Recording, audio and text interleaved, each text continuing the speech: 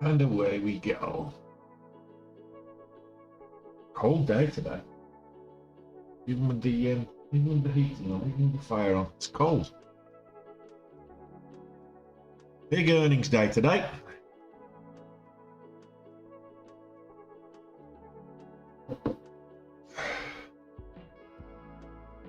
There's the 8 o'clock scrum.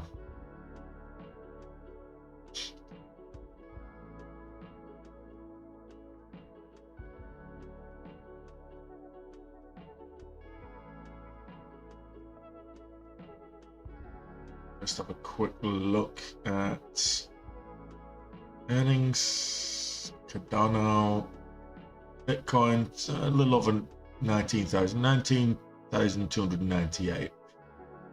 Cardano, 36 cents. XRP, 44.7 cents. Ethereum, $1,347. So, yeah. Probably not.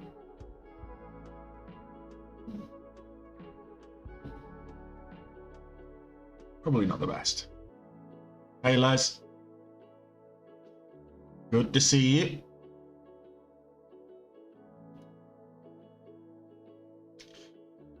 Nothing moving right now.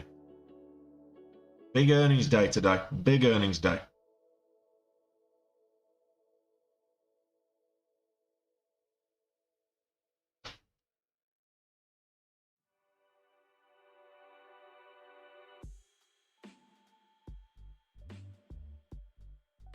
Can't move with that kind of volume though. Well, Alibaba, some of these, you know, lower priced Chinese stocks might be a decent bet today.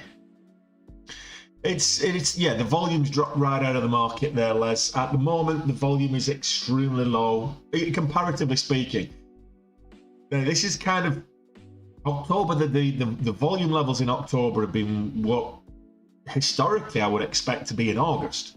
And we had a good August. September was kind of mediocre, but October's just been horrible. The volume has just been horrible. I mean, we've had some good volatility, but it's just not had the volume to make it reliable to try it. So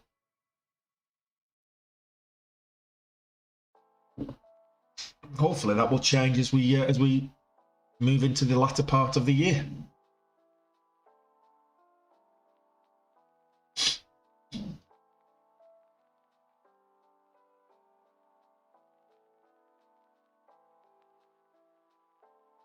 Are we? Yeah. Sound's working on YouTube, I believe.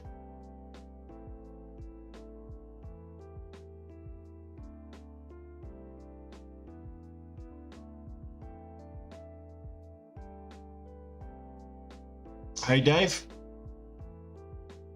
Didn't see you in the Discord much yesterday. Obviously busy with other things. You're normally the most vocal. So some big names going to be dropping their earnings today. Hey, Captain.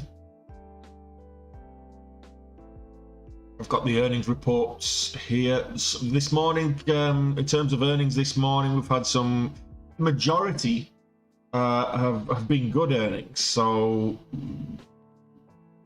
Shimano, still waiting on that one. First Bank is a beat. Hubble is a beat. Kimberly-Clark is a miss, slight miss. Still waiting on First National and First Foundation. Shutterstock is a beat. Biogen's a beat. JetBlue's a miss. Moody's is a miss. Invesco is a big miss. Cleveland Cliffs is a huge miss. 47% off. Coca-Cola is a beat. What else? Halliburton, as you would expect, is a beat. And there's a war going on. I expect Halliburton to be making gains. General Motors is a beat. 3M is a beat. General Electric is actually a big miss. So I'll show this. Why not? I'll show this on the. So this is the earnings report. So again, this is fresh from Benzinga, and I'll show you this directly.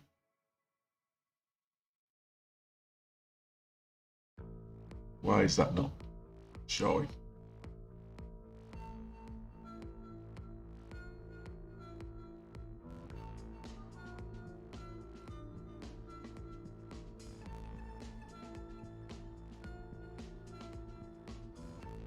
Not sure.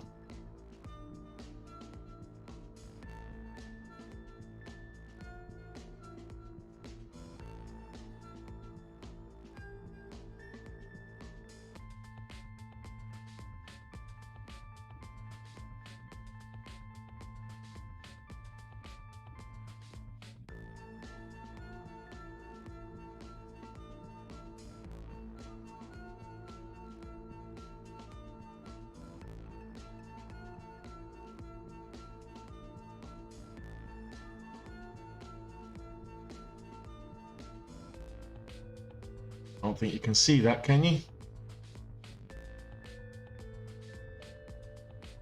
Can't see that. It's not clear.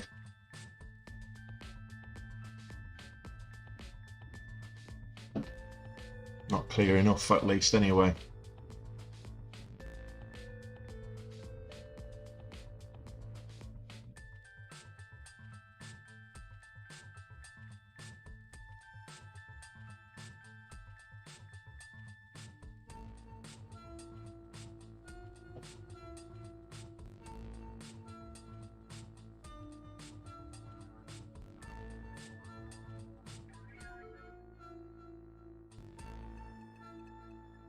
See this? This is the earnings. So this is so before the market opens, we've had all these earnings. Sure, you can see that.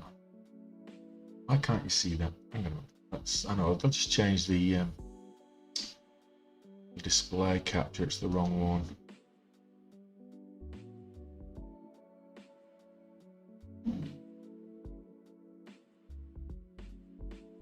Wrong one.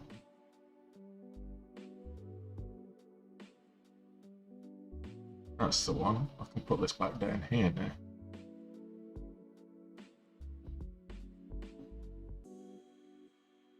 Okay, so this is the earnings. I'll just go back to the earnings. I mean, whether you can see it or not is kind of irrelevant. I'll just walk you through it, and you should be able to see it. This is the earnings for today. We've got pre-market, big names. First Bank, Kimberly-Clark is actually slightly down. Moody's is down. It's a miss. Coca-Cola was a beat. General Motors was a beat. 3M was a marginal beat. General Electric was a big miss. 30% miss, although they're up on the day, but the earnings was a miss. What else have we got here? UPS was a beat. Novartis was a slight beat in terms of earnings. So many earnings. Still quite a few to drop, but most of them were beats. Kind of a good market open, if you will. Now this evening we've got Msft, we've got Microsoft, we've got Google, we've got a whole bunch of earnings to drop later this evening. So Chipotle, so all interesting to look out for this evening.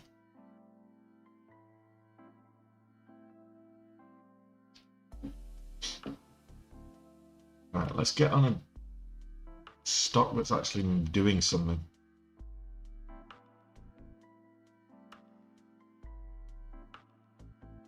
No trades yet, JSpec, nothing. Yeah, yesterday we got on one. We got on PCVX yesterday, which was Vaxite. That was pre-market. It didn't do much after the bell. Kind of sold off slowly. but it's held most of its gains. If you look at this on the 15-minute, you can see pretty much all the gains were pre-market. Then it just consolidated, and it's held most of its gains. I'm keeping it on the watch list just on the basis that, yeah, there might be a continuation today, but I'm not hopeful. Of the volume's not great, so it probably won't. We'll see.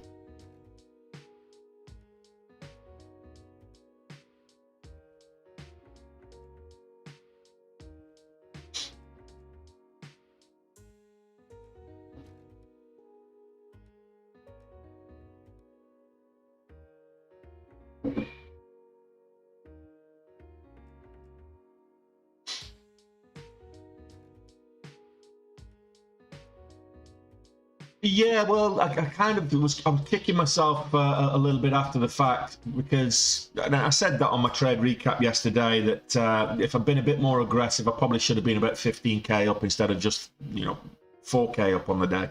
I should have been about 15k up on that one ticker. But look, hindsight is a wonderful thing.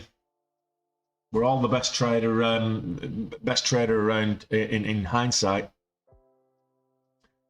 Paul, so this is DAS Trader, and it's a direct market access platform. It's trading on the New York Stock Exchange, the NYSE. So I'm trading the New York Stock Exchange, so the NYSE and the Nasdaq, effectively.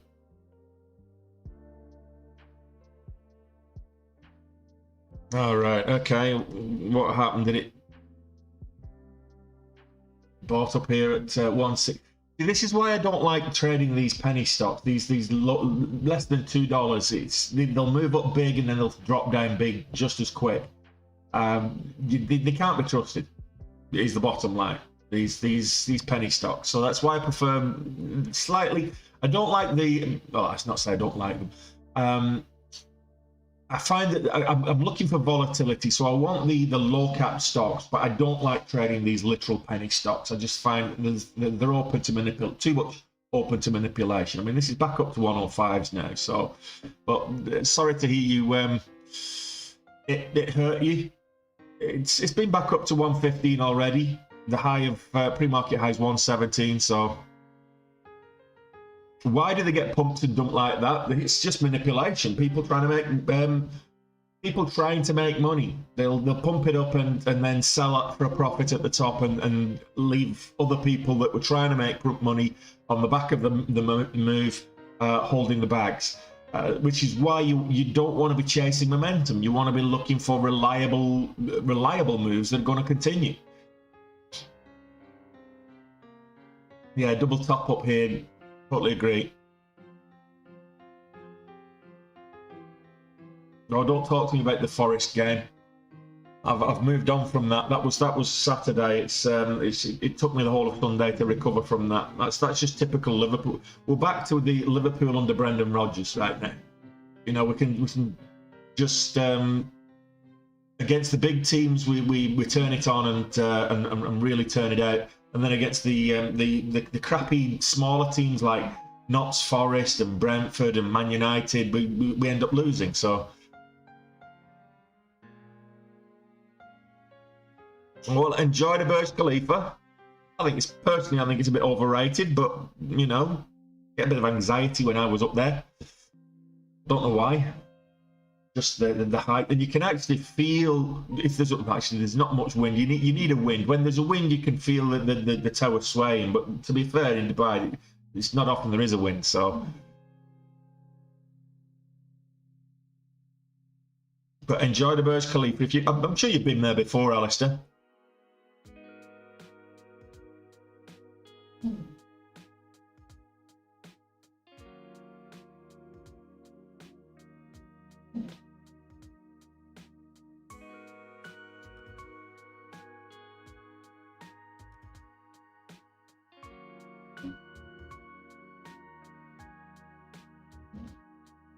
Morning, Dunkers.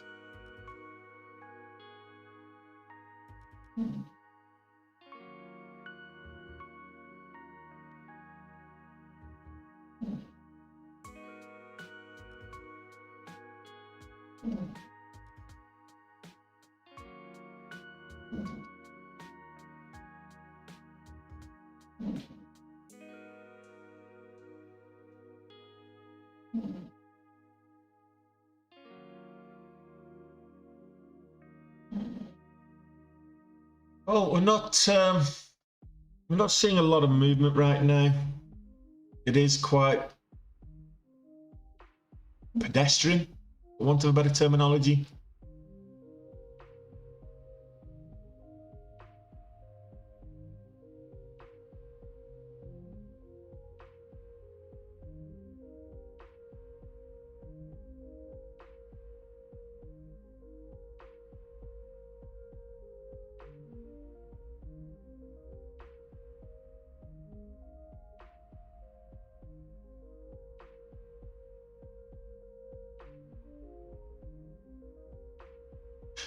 No toner, man. Absolutely not. I might buy in after the earnings have dropped. The problem with holding stock through earnings is you never know how the market's going to react. You think if you know ahead of time that it's going to be a good earnings drop, you might take a position and go long on it, or you know that there's good news coming out. You'll take a position and go long, or you might buy, and then the earnings come out. It's a beat all round, and yet it sells off completely illogically. Thinking, well, that didn't go as planned. Yeah, absolutely. So I try not to hold through earnings. I've tried it a couple of times, and usually I've got annihilated when I've done that. So I bought last week. In fact, I bought Tesla calls ahead of the earnings drop. I knew that it's been beat up for so long, and I knew that they'd had delivery issues, and it didn't work out for me. So I lost 10k on Tesla last week as a result. But hey, look, that happens. Yeah, Mobilicom is approaching the $2 mark now. Mobilicom up there, 185, 190. If you like these lower price stocks, great. It's a lot of the time, one of the reasons that people like these lower price stocks is because of the barrier to entry. They can get 500 shares, they can get 1,000 shares, 10,000 shares without it costing too much. You know, if they've got a smaller account, most brokerages won't give you margin on stocks of this kind of price. It's just too risky because the swings can be extremely volatile. It can lose 50% in seconds. So you tend to find that you're trading on your cash equity with these. In a lot of cases, there are some brokers that book that trend and give you margin on pretty much anything, but that's usually when it's CFDs and you're not actually buying the stock. You're just paying the difference on the price because the broker wins either way that way. And it's just to get a decent move on these, you have to buy decent share sizes, so you can get a good percentage move. And because the barrier to entry is low on these, people with small accounts think that I can buy 5,000 shares. If it moves $1, I've made $5,000. But the chances of a $1 stock move or a 50-cent stock moving a whole dollar, that means it's got to move up, 300% or something, 200%. Just doesn't work. That's why another reason why I don't like these smaller stocks. But they move 10 cents. $2 stock that moves 10 cents. That's 5% of the position already. So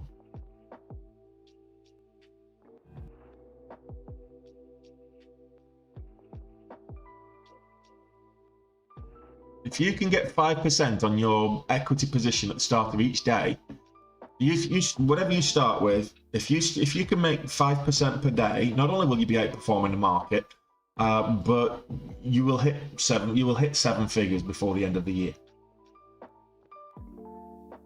That's the capital, the impact of capital growth there. Compounding.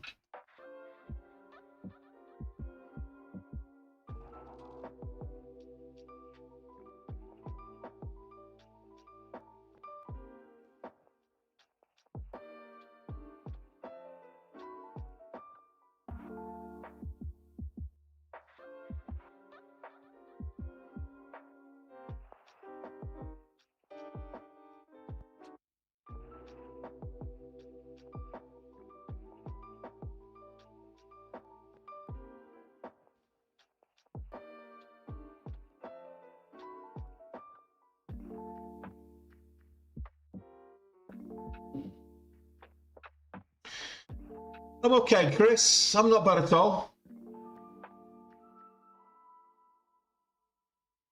Cheers, Alistair.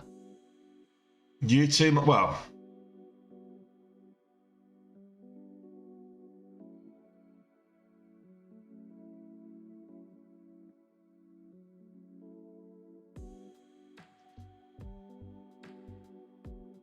yeah, up 154 stories up. It's very easy to get anxiety up there.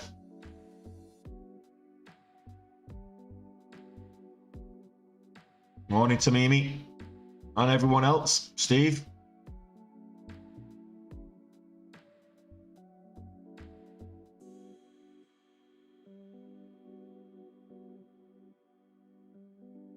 Altamira Therapeutics just gapped up beginning of the day.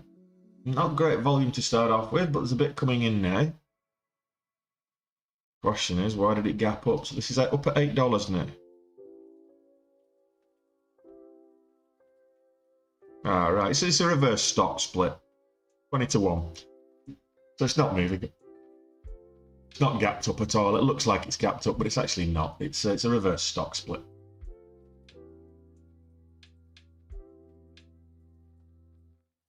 Yeah, cheers, Lexter.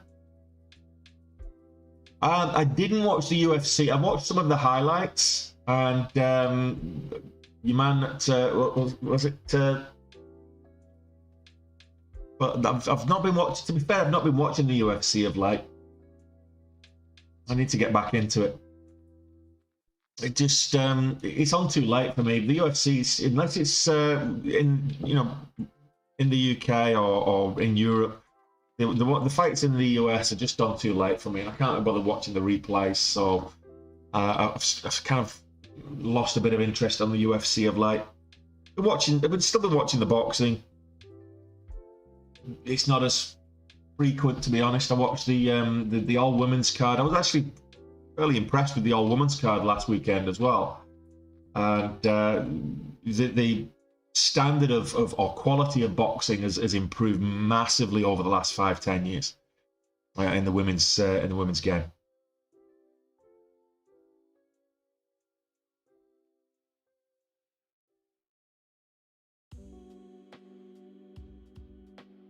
Like the likes of Katie Taylor and some other big names have really promoted the game well in the women's sport.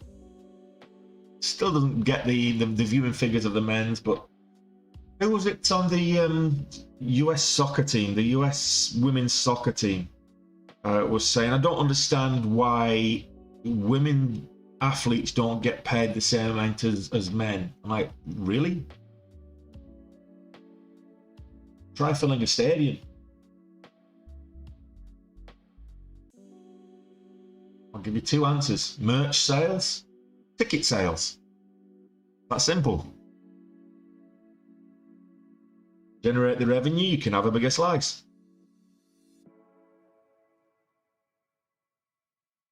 Xpeng. So I'm kind of keeping an eye on some of these Chinese stocks. So Bilibili, Pinduoduo, Lee Motors, because they very beat up yesterday. Gap down, big sell-off at the open. And they're all gapping up pre-market. There's not a lot of volume in some of them, but they're gapping up pre-market. So it looks like they're trying to make a bit of a recovery. Maybe the oversold aspect was a little bit overcooked. But some of these Chinese stocks could be very interesting. SoberSafe. We traded this briefly towards the close last night, and we managed to get $300 out of it. It wasn't easy to trade.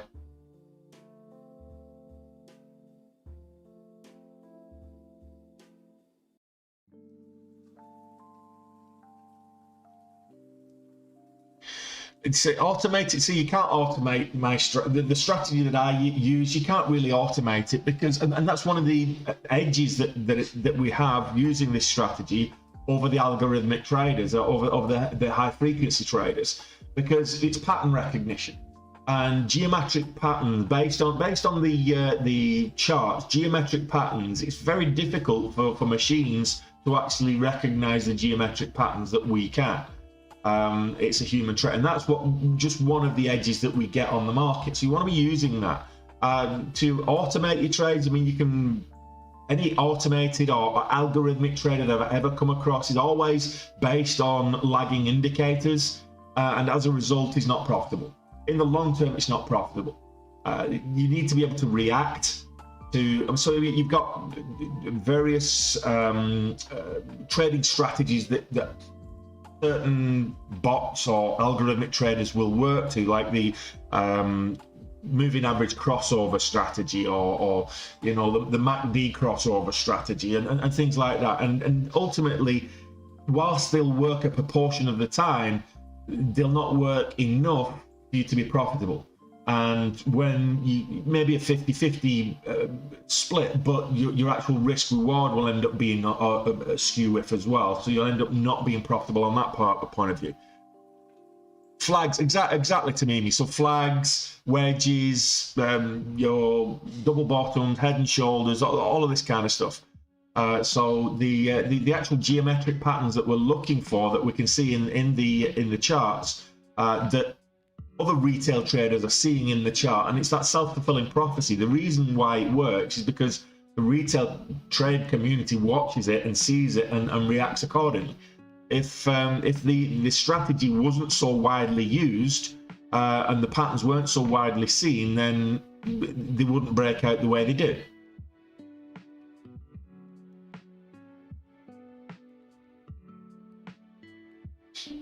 Triangles, wedges, flags, whatever.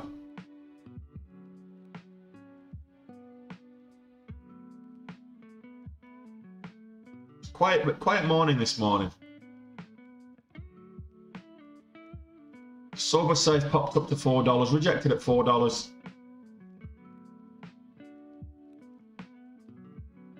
Yeah, but it's the thing is with patterns, it's subjective, because you've got a whole bunch of things that you're looking for as well, and you're looking on multiple time frames for confirmation, and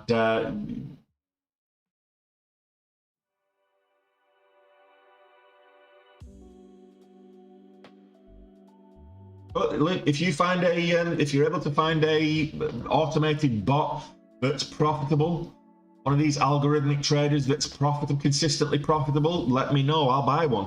I mean, I've tried using a few in the past when I first started, and none of them are worth using. Well, we've still got time yet. We've got an hour.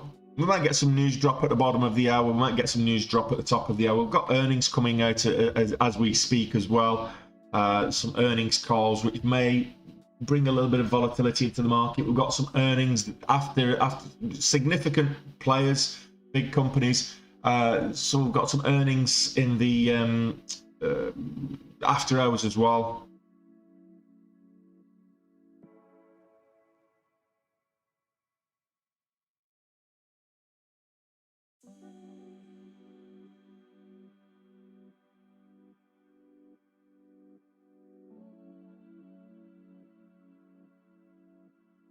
Solo brands. Just hit the scanners. The real-time scanner. I've got this based on the last 15 minutes. It's 6%.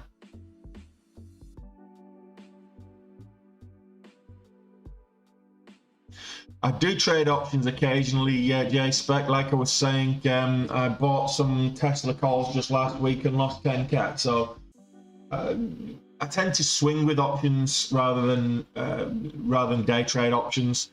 You get better leverage, and I tend to use, if I'm trading swing trading or even day trading in some cases, the larger cap stocks, mid and large cap stocks, I tend to go with options more than I would with my margin account here.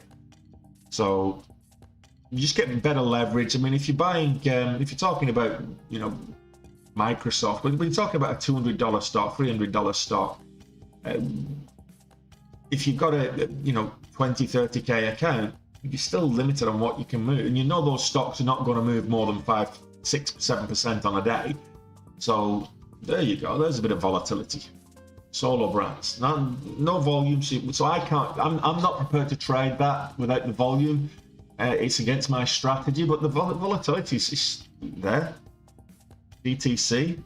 A quick look at why DTC is moving up. Oh, it is up 14% on the day nearly.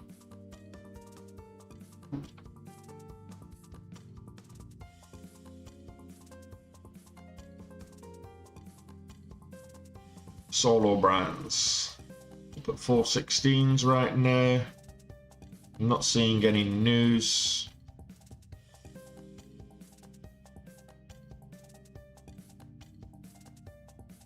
No, I'm not seeing any news at all.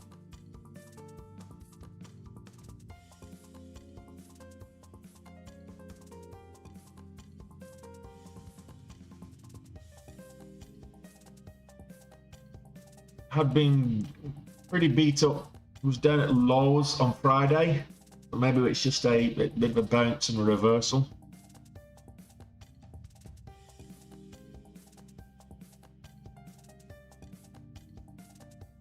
Prius Tech up at 12. Need to see the volume coming in. So MPX starting to move up. Rejected at $13. Would be interesting if it breaks.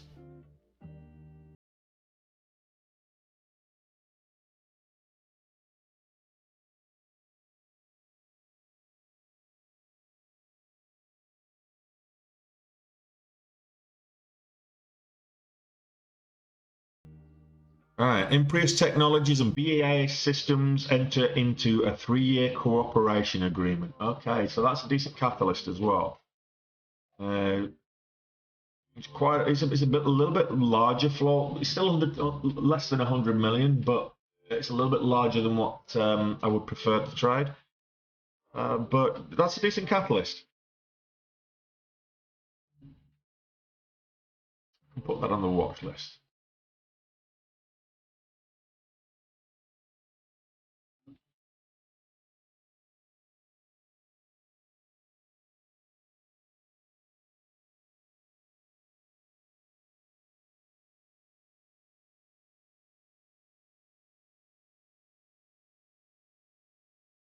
Cheers, Hannibal.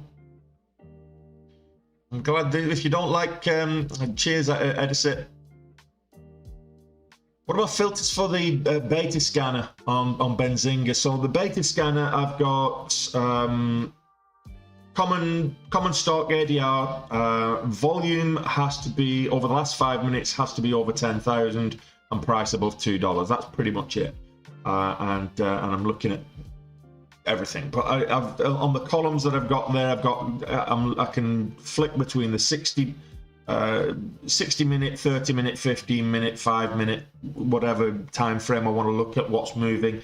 The daily, I can look at the volume over that time frame as well. But look, if you don't like the music, Hannibal, then be my guest and scroll on.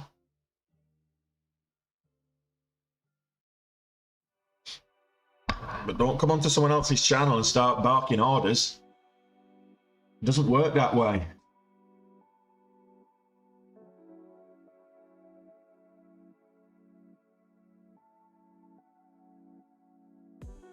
So that didn't sustain. It's a good catalyst.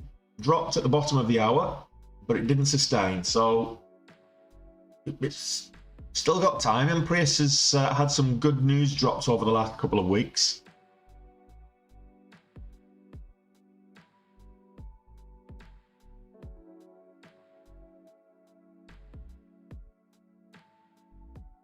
Hey, Alfred.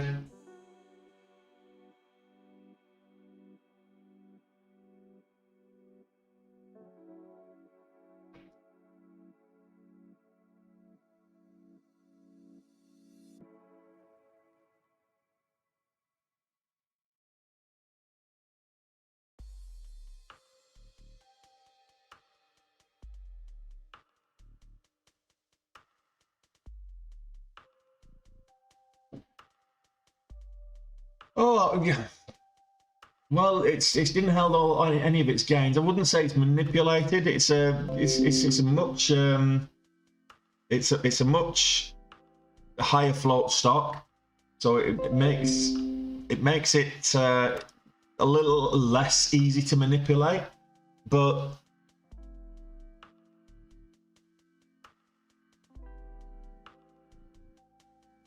how to know in advance where the halt will happen, Kai? Quite simply, it's the montage on my platform tells me. So I've got a section. I've got a section that it says LDLU on the montage. That means level down and level up, and that's the up and down and up halts, volatility halts.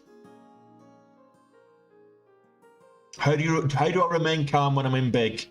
Simple answer to that is I take the Matthew McConaughey approach. So if you've ever watched Wolf of Wall Street, there's a scene at the start of Wolf of Wall Street where Matthew McConaughey is the pro, and Jordan Belfort is learning from him, and he's like, okay, well, there's a secret to the stock market. It's a fugazi. It's fairy dust. It doesn't exist. And that's the way I look at it. Until I've withdrawn the money, it doesn't exist. Until I've withdrawn. So I start with, and it's one of the reasons I start with the same amount every month. So any profits I make on that month, it doesn't exist until I withdraw it. So if I make some profit, so for example, I was 45k up in the first week of October, and I've given back a lot of that, and then I've gained it back, and so I can't get emotionally invested. And it's about, it comes with practice, it comes with time.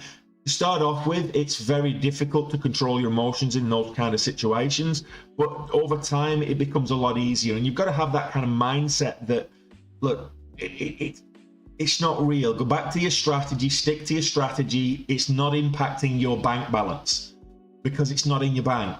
It only impacts your bank balance once you either try to withdraw or you have to refund your account if you blow up your account.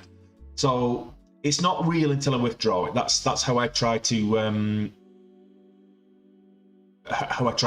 keep and remain calm. Well, what I do, if you're up that much, what I tend to do is, yes, I take profits, but then I will add to the position. So I'm just basically moving up my average cost. I'm locking in the profits, but moving up my average cost so I can still capitalize on any continued moves up.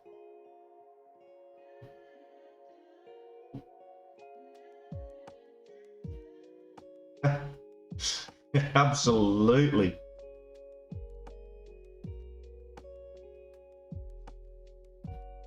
And to be fair, that's what did me on yesterday on PCVX. Is I started small and then scaled in, and then when it pulled back on me because I'd scaled in, I lost all the gains that I made. I made like 5,000 and lost it. Well, 3,500 and lost it in a pullback and a flush down. And that's always a danger to scaling in and scaling up. You're doing that to take gradually bigger size to make more on the continued move, and if it stops moving up, you're left vulnerable.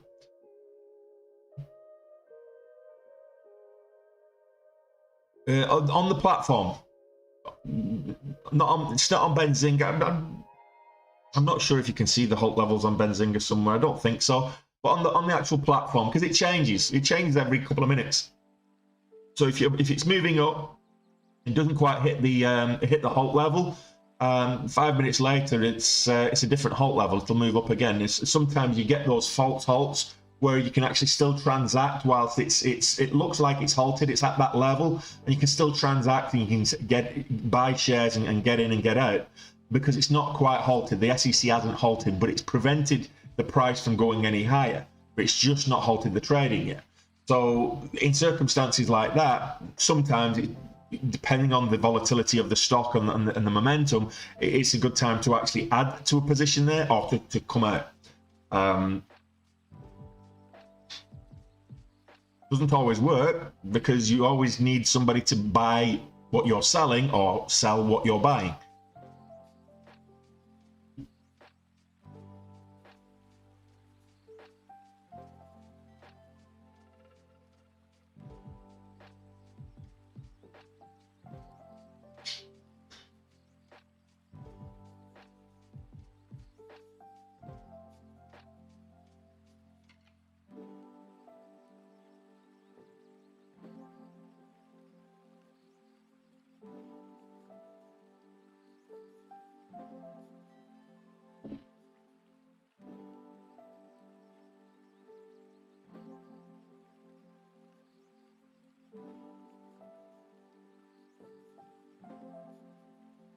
Big mover today. This one. Did he fly? 220. So I put 220. It's below what I'm liking to, but if we get over 225, this could be a good level. It's a $0.25 level. It's an important psychological level. Got a resistance level up at 223, 222, 223, which is where it's at the moment. And if it gets over 225, which is, again, as I say, $0.25, quarter, half, and whole dollars are very psychological levels within the retail space. So if it gets over 225, it might go on to test the retail, the pre-market highs, which are up at 242 currently. So this is Taisha Gene Therapeutics. This is the biggest mover this morning. We've got another mover, but it's a stock split, so that's not really moving at all. It's just the stock split. That's Weber. Not a lot else moving. So we had AMPX there just a moment ago, but it moved up, sold off just as quick. It was a good catalyst, and this is what you want to be looking for: is wait for that first pullback, and then looking for new highs. So with this one, you got the move up, you got the pullback. It didn't make a move up for new highs. So if you're waiting for those new highs, you're not going to get faked out. And been a lot of fake outs over the last couple of weeks.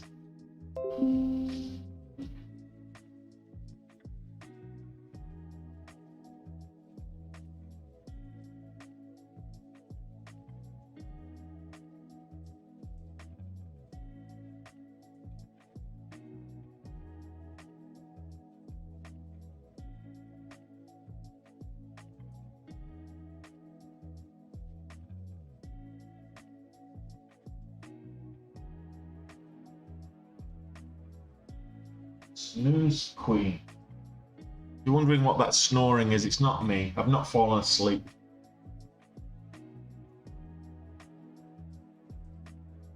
Well, just goes to show that I'm glad I've got the other scanners up. Benzinga says there's nothing to show right now. Nothing moving.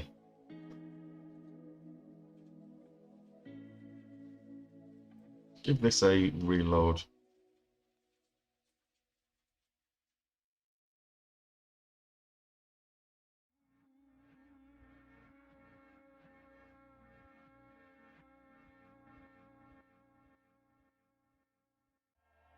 Yeah. Qualtrics. Qualtrics have an office in Dublin, actually. I know the regional VP. Used to work with him.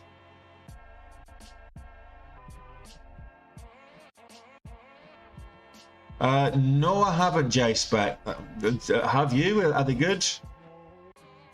I mean, I've watched Rossi online, and I did see that he got heavily fined there back around Easter.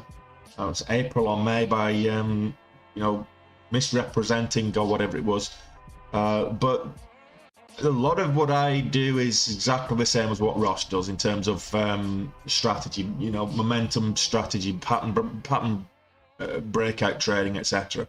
But no, I've enjoyed watching Ross, and I learned quite a bit just watching his streams when I first started. But would he get done for manipulation? Wow.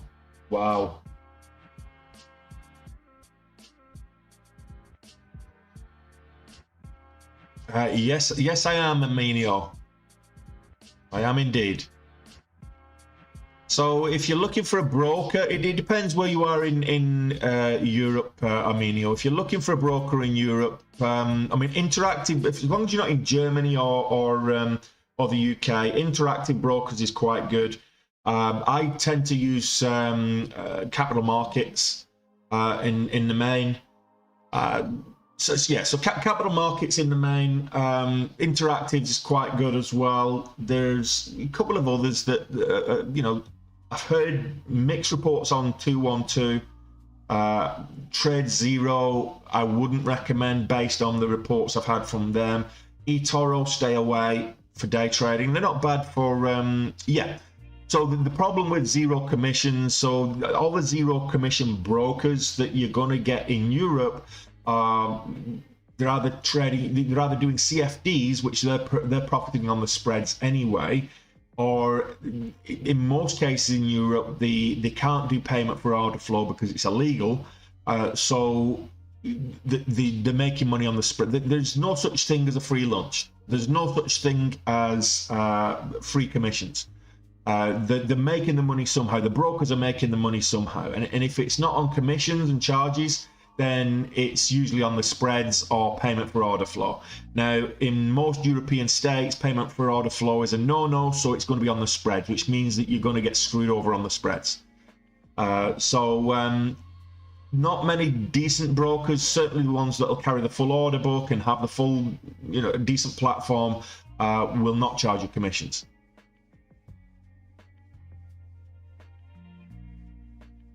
It's just about finding one that the commissions. It's just about finding. It's just about finding a broker that the commissions are not going to be extortionately high. I got a notification from Capital Markets this morning that the SEC fees are being increased by 4 times. They're not just being increased by like 10% or 50%. They're being increased by 400%, well, 300%, so 4x.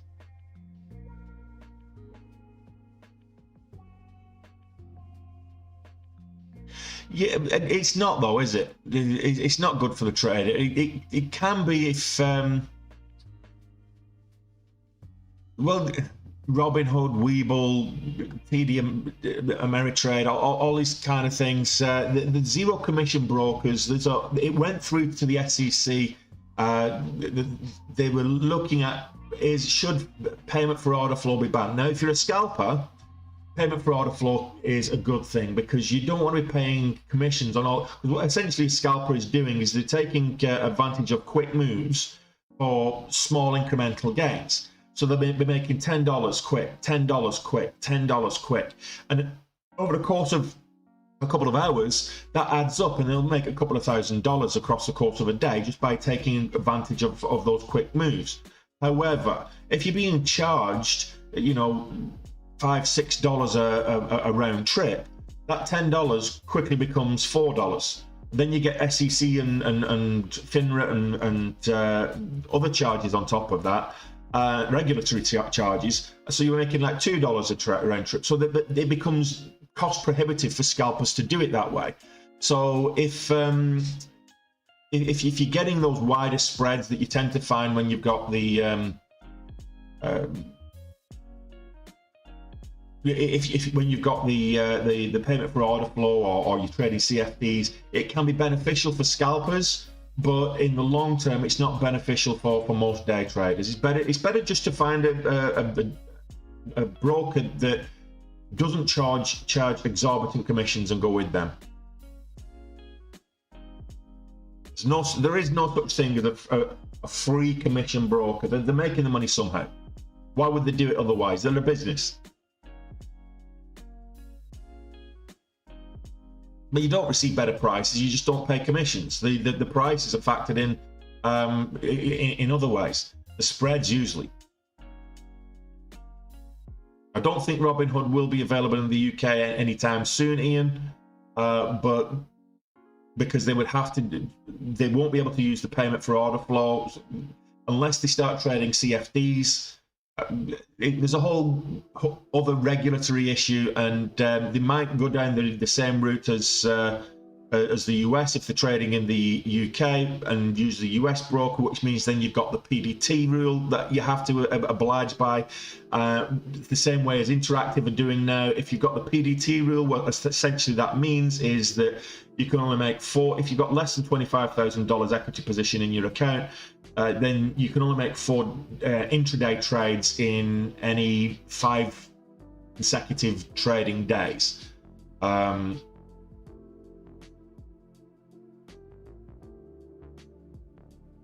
Which most retail traders don't like holding big amounts in their accounts.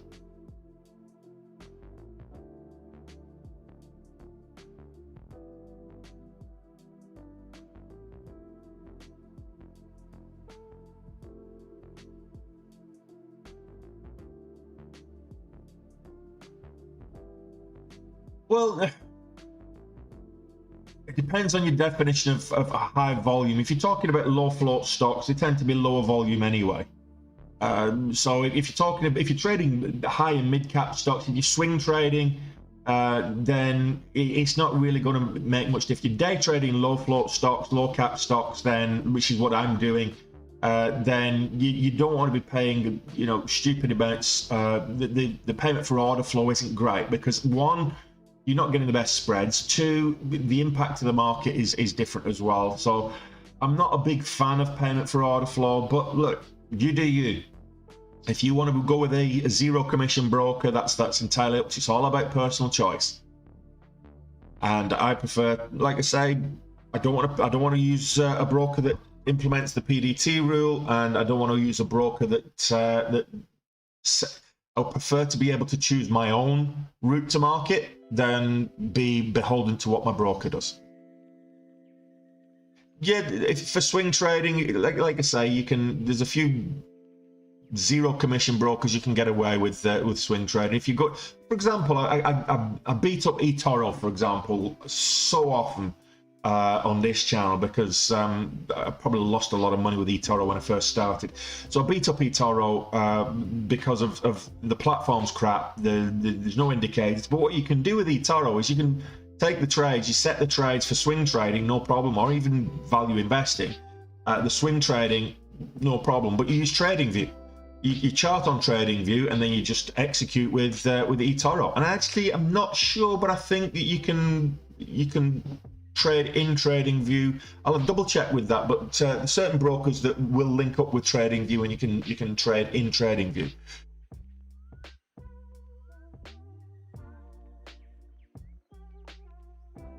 But that's the whole point, is that they've got to make money somehow. If in Europe there's no payment for order flow and they're going to give you a zero commission service, they've got to make the money somehow, and it's usually on the spreads and the fills, funnily enough. So limit orders, it's nearly all market orders. Even when you put a limit order in there, it's a market order when it executes.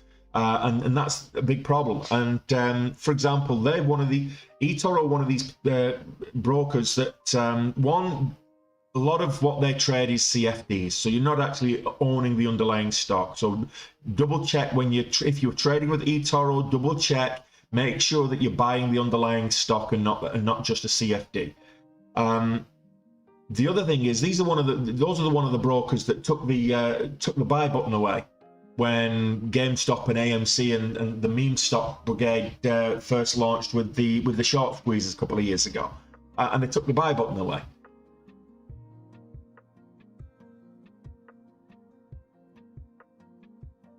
Yeah, absolutely. So the problem with that, Dunkers, in Europe is that they can't sell your information without your permission to do so. The whole, regulations. No, they don't. They have a subset of the order book there, Emilio. So that's the big thing with eToro. They don't carry the full, but they carry multiple markets. That's the big thing. So they get the data feed from multiple markets, pretty much any of the markets around the world, but they only carry a subset. They don't carry the full order book. So I trade the NYSE. I've got the full order book. I've got NYSE and Nasdaq. So that's whether it's on the Dow Jones, whether it's on the NYSE, whether it's on the Nasdaq, whatever it is. I don't trade the OTC markets. I deliberately don't want that feed in there because that's literal penny stocks, as I say. So there you go, Les.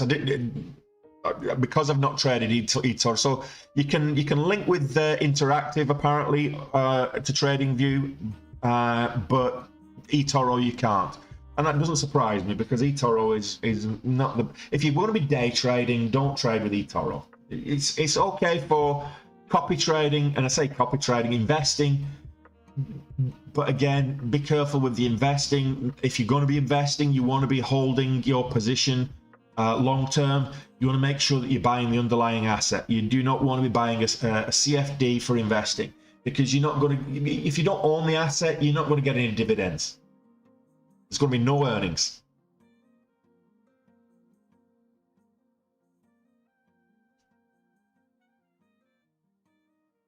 But like you say, Dunkers, selling info, if you're a European citizen, it doesn't matter if you're in the UK or anywhere else, they won't be able to sell your data without your permission.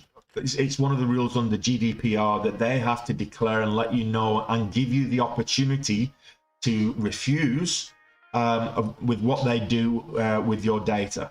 So the whole GDPR directives means that they can't share it with third parties without your permission. And also, they can't refuse you service on the basis that you don't want your personal data shared with third parties.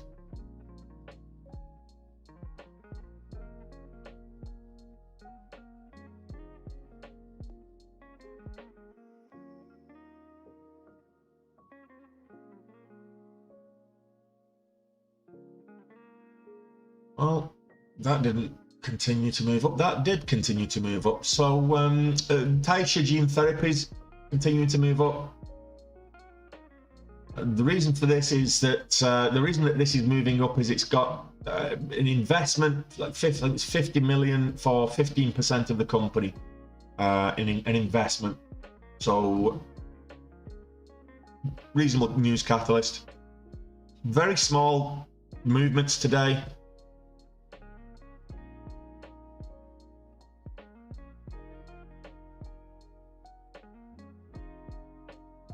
AGRD just popped. This is Aerojet Rocket, something or other.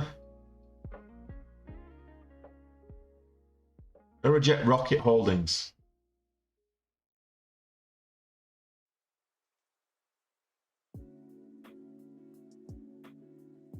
No problem. Make me a cup of tea while you're at it. I've drunk mine.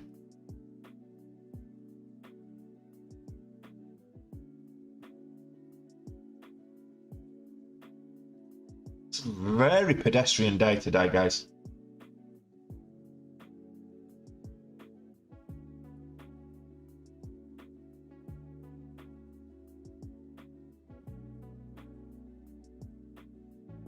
Well, it depends. If you're trading futures, it's all about personal preference. I don't particularly recommend one platform or another. I try to stay agnostic because what I like is not necessarily what somebody else likes. Yeah, that's why certain brokers won't take Euro clients because of GDP regulations. Absolutely. It would make no sense to them if there was no GDP data protection regulations, GDPR, then of course it's just another market that they can tap into and make profit from. But because of the, well, let's face it, lax data protection laws that are in North America, they would be subject to the GDPR, and that would span across any EU citizen or whatever it is, and it becomes very tricky for them to, with regulations, they will be subject to various data breaches and end up being fined, not only with the Data Regulation Commission in America, but also under GDPR. And the fines under GDPR have got teeth, got real teeth, and can put a company out of business.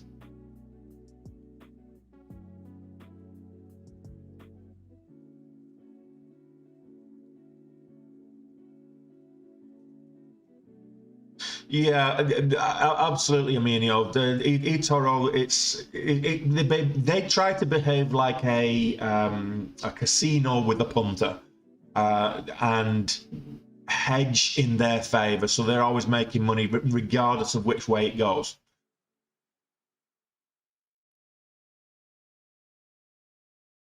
Yeah, well, again, Trade Zero is one of those zero commission brokers. Just remember, if it sounds too good to be true, it usually is. So if it's zero commissions and you think you're getting a great service for free, you're not. There's usually a catch. I don't know why this popped up. Roblox popping up, making new highs. No volume though. Can't really trade that with that kind of volume. No reliability there. Let's have a look at the markets. They're down at the moment, slightly down on the day, but not too far. And there's a bit of a double bottom on the 5-minute here on the SPY. Double bottom kind of formation, even a double bottom here. So multiple double bottoms here. Double bottom, up, double bottom, even a larger double bottom, the move up. So technical analysis would say that we might get a bullish move on the SPY today, on the S&P 500. Let's have a look if that transpires onto the Nasdaq as well. Double bottom, move up, double bottom, move up, larger double bottom, move up. Yeah, it could very well transpire. So let's see.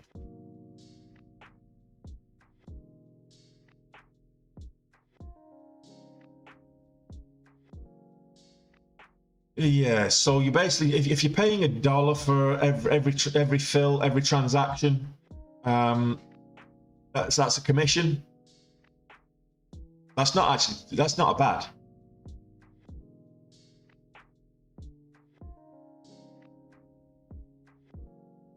So a dollar per ticket, that's not bad at all. That's really good. I mean, I'm paying $2.95 a ticket, so.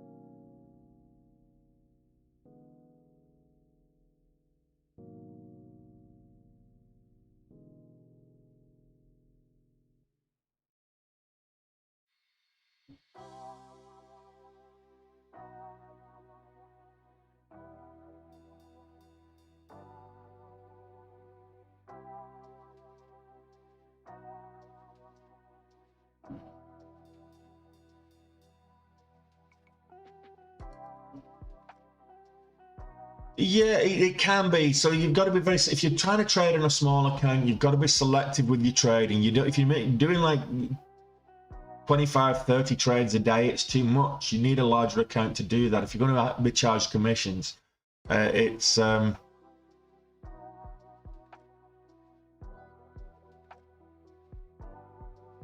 got to be, and you've got to weigh that up as well. You know. And I covered that off in the course with regards to the actual cost of trading is more than just, you know, you win some, you lose some. Every time you take a trade, there's a cost to trading, whether it's on the spreads, whether it's on commissions and regulatory charges or whatever it may be. There is a cost to trade. Then you've got, at the end of the month, you've got your platform and data fees, which come into play as well. And if you're with a broker that's not charging you for platform and data fees, there's usually a catch there as well. Usually because it's a crappy platform and maybe even a delayed feed or whatever the scenario may be. I've seen that on eToro, where the feed you're watching on TradingView and the feed is delayed on eToro, and that's the brokerage platform. TradingView is just the charting platform. So, you know,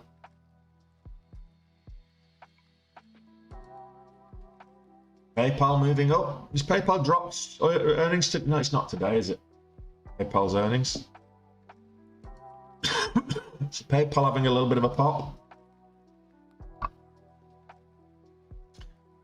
I'm not seeing anything that's really setting up nice at the moment, guys. But, you know, I'll keep my eye out. If you see anything moving, let me know. We'll take a look at it. I'll cast my BDI and drop my opinion.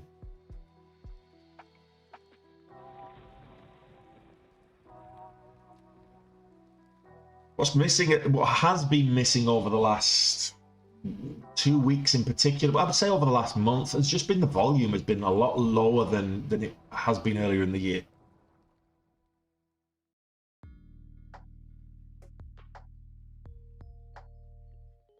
Guys, if you're on TikTok, just tap the screen 10 times. Let's get that like count up.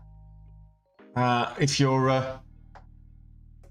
on YouTube, hit the thumbs up button. If you're enjoying the stream, if you value the stream, that's all I'm asking. Just hit the thumbs up button. Really appreciate it if you do that. And it does help me out, because what essentially it does is it pushes out to the suggestions on people's front page if they're interested in this type of content. It will push it out to more people. The more people we get in the chat, the better it is. The more interactive it becomes.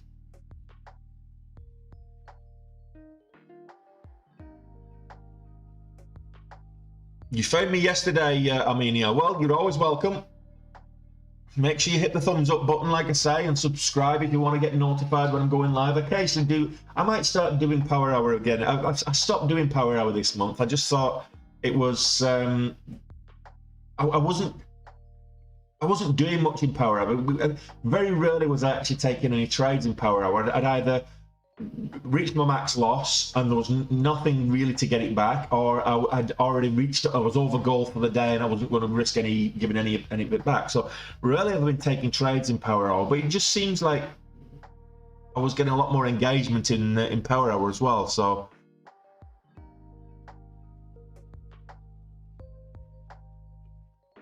well, I'm glad you're enjoying it, Armenia.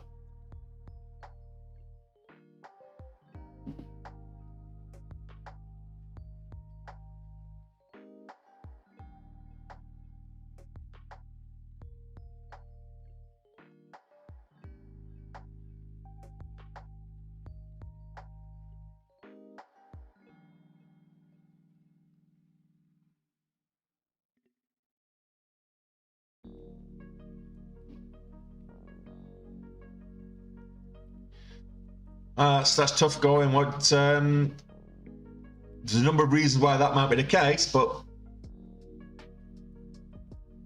you know, if you've got a strategy, if you bounce, again, this is another thing, guys. Get good at one thing first. I'm not saying stick to one particular strategy, but get good at one thing first. A lot of people, and I was no different when I first started. You're bouncing from trading futures to trading crypto, to trading commodities, to trading ETFs, to trading stocks, and back again to futures. And if you're doing that, you're never going to get consistent. You're never going to get good at anything at all. So it's better just to concentrate on one particular instrument, one particular market. So don't trade stocks on the NYSE, then move over to the FTSE, and then move over to the Hang Seng and things like that. Just concentrate on one particular market, concentrate on one particular instrument, get good at that, whether it's futures, whether it's Forex, you just pick your poison and get consistent. Do it in a simulator, learn a strategy, get good at it, and then improve upon that. I'm myself still trying to improve my trading by looking at other ways I can improve my trading and get bigger and better gains.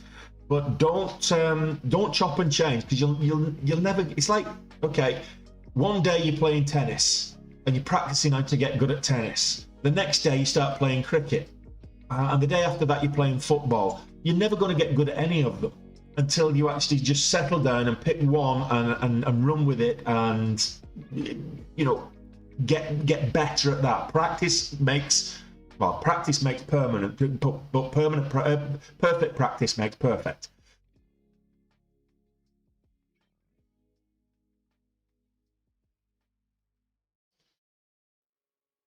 Yeah, I'm just looking at it's not falling. It's pulling back. It's pulled back to the VWAP. It moved up to over $86, and now it's pulled back to kind of 85. So we'll see what happens with PayPal. The news catalyst just dropped out with PayPal. I mean, the thing is with PayPal, they had a monopoly to start off with, and they've never really advanced. I don't believe that they've never really advanced the platform or the USP. Whereas now they've got so much competition, it's becoming quite a saturated market. There's so many other platforms: Stripe, Skrill, Venmo, even eBay. eBay and PayPal are part of the same company in effect, but even eBay has started charging and processing their own transactions and no longer use PayPal. And that was a huge portion of PayPal's revenue was just on eBay. So PayPal now is having to reinvent itself. I don't think the USP on PayPal is what it was. It's still a decent company, but I think there's a lot more competition out there, and that's why they've been, struggling a little bit. Well, it's not so much buy the top. It's I do that myself. Buy the top, buy high, sell higher. But you've got to look for the pattern breakout. So if you look for the pullback, you're not buying. You buy the pullback, and you look for the continuation. That's where I've come across with this month as well. That continuation hasn't been there. I've had the pullbacks, really good setups. And you look for the flags, the pennants, the wedges, and all that kind of stuff. But when you get the breakout, you want the continuation. So when I've had the breakout and they get faked out, it can really hurt sometimes.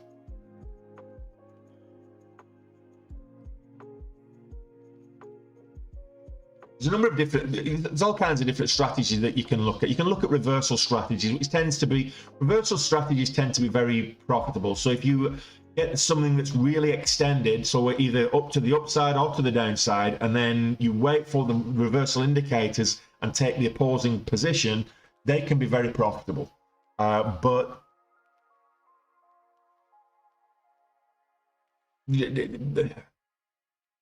if you're buying the move up, you're wanting a consistent move up. If a stock's going to go parabolic, that's what you're looking for. But you don't want to be trying to move the market yourself. That's futile. If you are an influencer like some gurus on the internet, on the YouTube and things, if you're an influencer and you've got a big following, then potentially you can pump a stock, and that's what certain influencers have done and been found out and got fined for it. But you need a big following for that, and unfortunately, some people don't use that responsibility properly, or use that following properly. They abuse it. Well, like I say, that's what the regulators are there to prevent. I'm not going to make those claims from against anybody. I mean, I don't know the facts, but if that's what the SEC have fined someone for, then I hope they learn the lesson and don't do it anymore.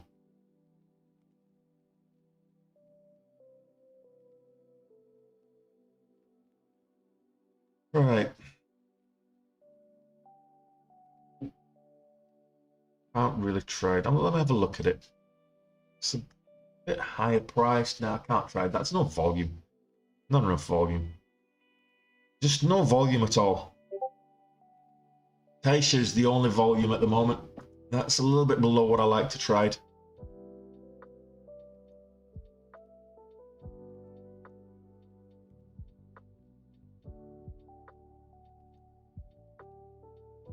No, what moves the price is the transaction, not the orders, flip jug.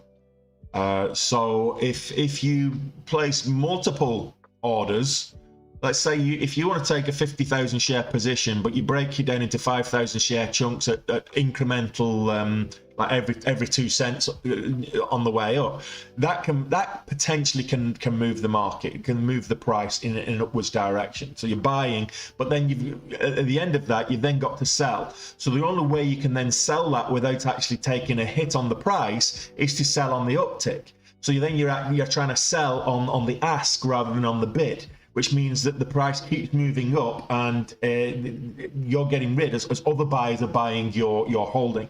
So there's a couple of different ways of doing that, but the market doesn't. And this is why level 2 is it's good to use, but it's not reliable to trade. If you're looking at level 2 as where the orders are, that can be manipulated. It doesn't impact the market, because it's the transaction. The time and sales tells you what's driving the market. So if you look at the time and sales, the ticker tape, that tells you what orders have gone through, when they've gone through, how much they've gone through for. And whether it's on the uptick or on the downtick. So the color on the ticker tape will tell you whether it's either on the bid or on the ask or in between or whatever it is. So That's what moves the market. The orders that you see placed in level 2 don't move the market until they're executed. They don't impact the price point on the market until they're executed. Izzo, I don't trade the futures. I only trade equity. I don't trade any kind of derivative. That's just my strategy. I'm not saying it's the wrong thing to do or anything like that. I know some people that do like to trade the ETFs or the futures markets, the E-mini or the SPY if it's an ETF or whatever, and that's okay. You do you, boo-boo, and all that kind of thing, but it's a derivative. You're going to get a percentage move, maybe 2% on a good day, 3% on a really good day, 1% give or take. So the volatility for me to take advantage of, I don't believe is there. And of course, when you need big leverage. So for example, if you're trading the SPY, which is equivalent to the E-mini, if you're trading the SPY, it's currently $300 a share. So you need big position to take it, and it's only going to move what, fraction of a percent most days, maybe 1.5%. So if you're taking 1.5, you're going to move 1.5%. You need good leverage to get that 1.5% to equate to something like 5 or 10% in your game. Of course, with bigger leverage, that means that you're going to have bigger risk. So I try not to trade the derivatives. I'd rather trade the instruments that are making up that move on the derivative. So you can always find something that is moving intraday. Now, at the moment, I'm not finding it. It's probably going to come out a little bit later. But you can always find something that moves, what, 15, 20, 30% across the course of a day.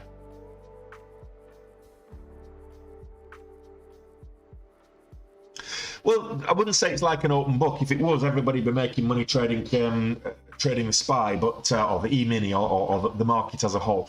But yes, you can do that, and a lot of people do that as a strategy. They will watch something like the E-mini or the SPY, and they will take a Microsoft or an Amazon when it's not earnings, when they've not got an individual catalyst, and they'll look for what the market does, knowing full well a lot of these large cap stocks are lagging. And they will take, so you watch the SPY on the 1 minute, and then you'll take a position on the 5 minute with Microsoft or whatever it is. So that's. I wouldn't go so far as to say that. I mean, there's manipulation across the market, but I would say the larger caps, it's much more difficult to manipulate. What you tend to find is that when manipulation happens, it's usually on a bigger scale. And there's usually, I mean, I'll put my tinfoil hat on right now and say that there's wholesale manipulation across the stock market, and it's usually the big checkbook holders that are the ones that are cashing in on that. So unfortunately, us little folk, and us plebs, Joe Public, Joe Six-Pack here, we don't get to have that. I mean, certain members of Congress, for example, have the spouses cashing in on a regular basis. I'm not naming any names, but have their spouses cashing in on a regular basis, like they've got clairvoyancy, knowing when to sell and when to buy some really obscure stocks and some big name coffee table brands. And it's been said on many occasions that that's insider trading, but because it's not that member of Congress that is doing the trading, it's their spouse, it's a loophole that they've found. And of course, pillow talk can't be prosecuted for, can it? You said it, Neville, not me.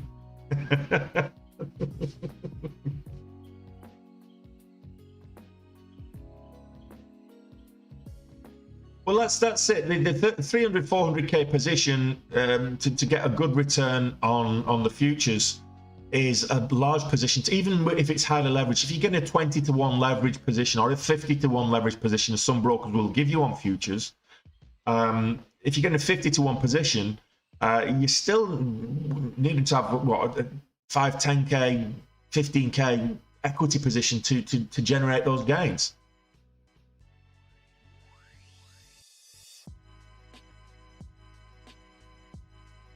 Well, I was thinking more in US Congress, Chesty, but you probably got one there as well in the UK in regards to the UK. So yeah,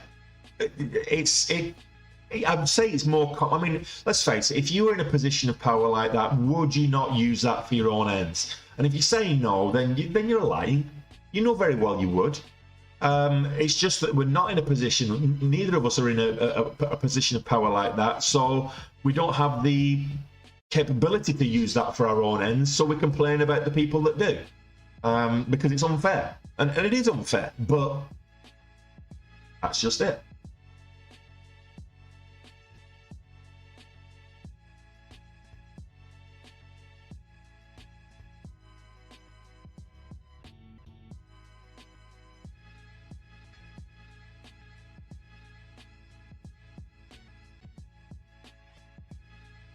We've got 15-minute massive double bottom on the 15-minute here on the SPY. So we're seeing double bottoms on multiple time frames on the S&P, the E-mini, the S&P 500, same thing, SPY. Multiple double bottoms on this formation. There's a double bottom on the 15-minute right there. There's a double bottom on the 5-minute right there. Another bigger triple double bottom, if you will. So it's technically a lot of bullish patterns showing up on the wider market. Just saying that they are bullish patterns. I'm not saying it that they will follow through, or that they're good to go long or buy calls on the SPY. That's not what I'm saying. I'm not giving stock picks. I'm not giving financial advice. I'm not a financial advisor. Don't follow me blindly. Do your own research. And don't sue me.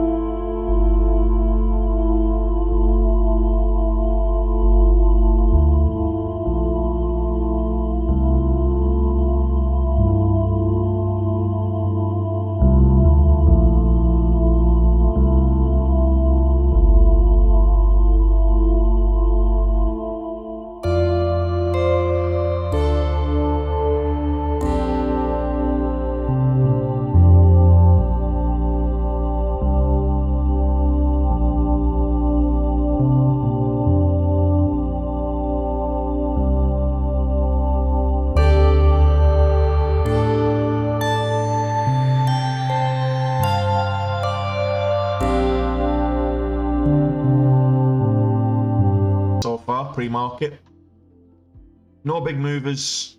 The biggest mover we've been watching, it's still moving up. If you like this kind of price stock, it's down at the VWAP right now, so that potential, it does have potential to move up at the bell in a little over 5.5 minutes. Potential gap and go candidate, and if it does, then you've got key levels up here at kind of 240 and 260 that it's got to get over. But it's the only thing that's moving up of any kind of decent level.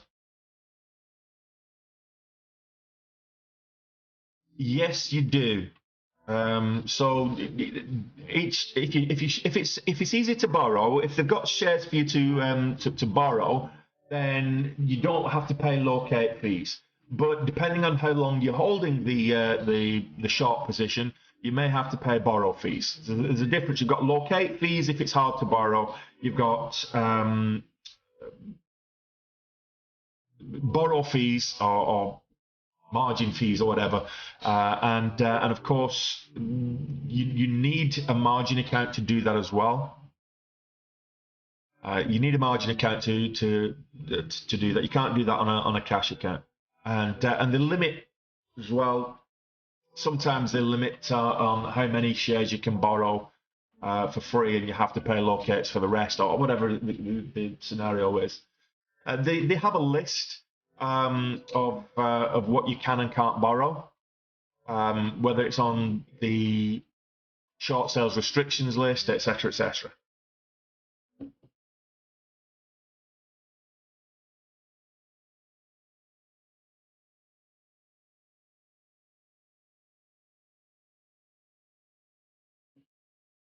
Duo making a move up.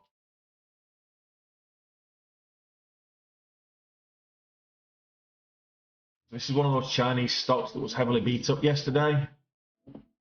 Got nothing on. I'm going to just put the SPY and the Qs on the watch list for now. Two of the markets on the 2-minute time frame, because there's not a lot else moving at all. I thought we'd get something today. What I would say, guys, is a little bit of advice for anybody that's new to trading, and you're looking at trying to trade something on a day like today. The bell's going to go off in 3 minutes time, and we're going to get a whole bunch of stocks moving. We're going to get a couple of volatility halts. We're going to get volume come in, but it's not going to sustain. Okay, so just be careful. If anything, just let the first 5 minutes play out.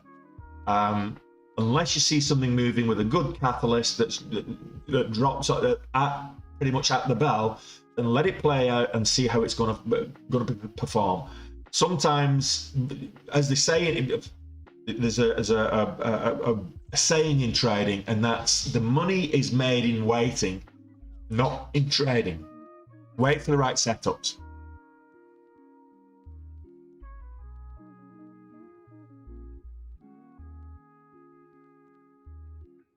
It depends on the stock. So it's very often, if it's easy to borrow, flip jug, then it should be fine.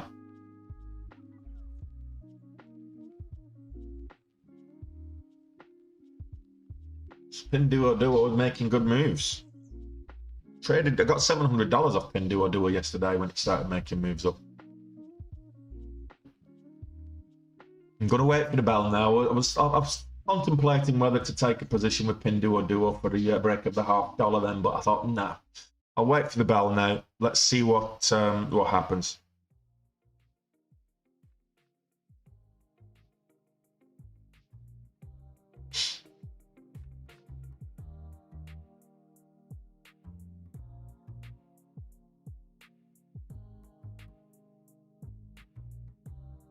Morning, Art.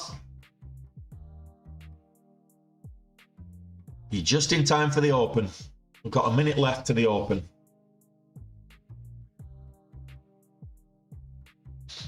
In fact, I'm going to switch the scanners over now. There's nothing moving at all, so I'm just going to put the scanners on the regular market. Save me worrying about it. And then do what I do best and get myself a Barocca while we're waiting.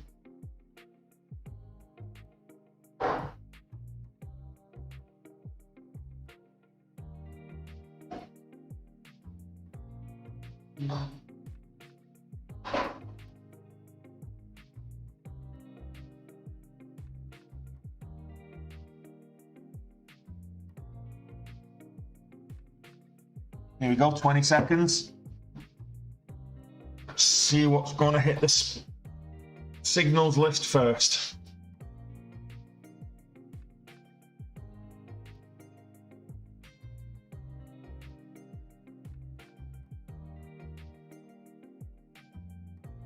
Yeah, they're making moves up, but there's no volume.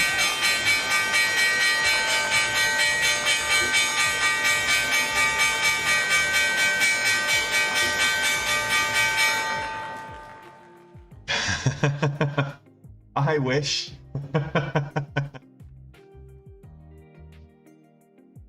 Oh, Pinduo's making big moves.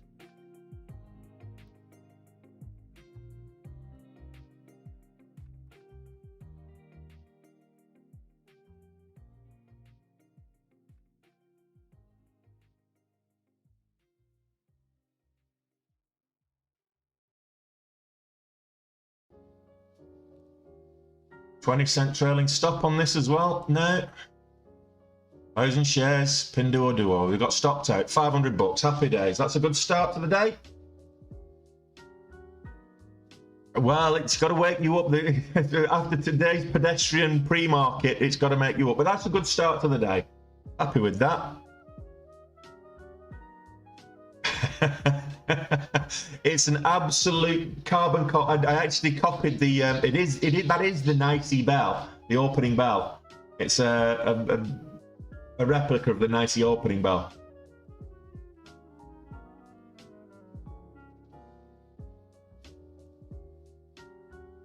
Well, it's trying to get over $49 and it's struggling a little bit. I'm waiting for a pullback now. Might not see one, but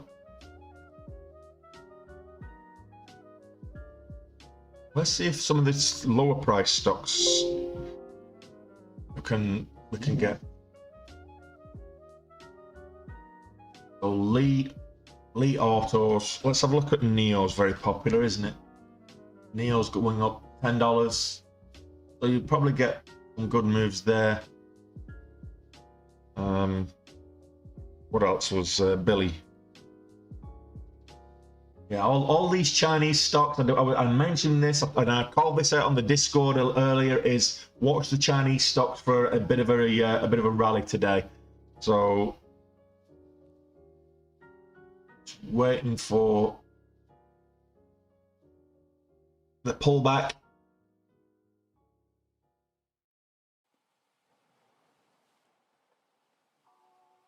You get in, take advantage of the initial move, and to be fair, I got a little over 50 cents on that one. I don't, as a rule, yeah, spec, but when you've got momentum like that, you'd be silly not to. And instead, I wouldn't class Pinduo as a big float stock. I'm saying mid cap, you know, big, you know. Well, it's a big float, but I mean, we've got 4 million shares traded already, so a few trading halts all taking place. Fisker. I always think of Wilson Fisk when I see Fisker.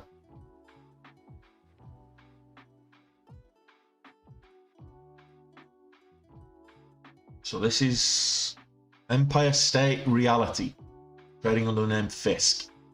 So it's halted. Very low volume. IXHL.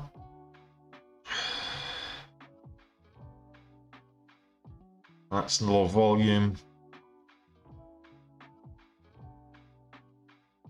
Again, low volume to the downside.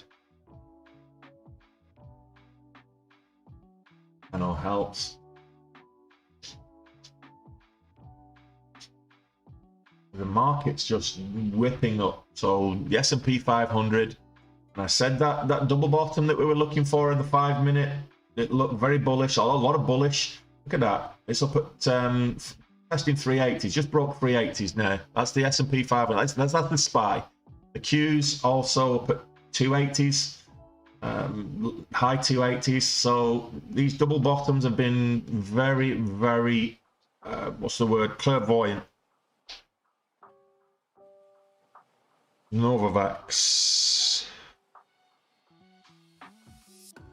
Ooh, now this is nice. I like Novavax when it goes on a run.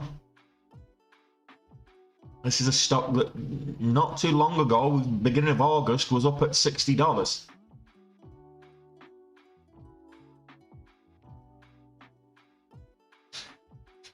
Well, it's not so much the railing after the DOJ's presser today. I think it's a combination of that and they were oversold from yesterday.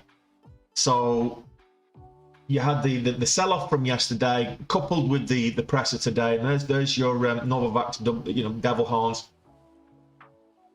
on the 5 minute. If you look at it on the 1 minute.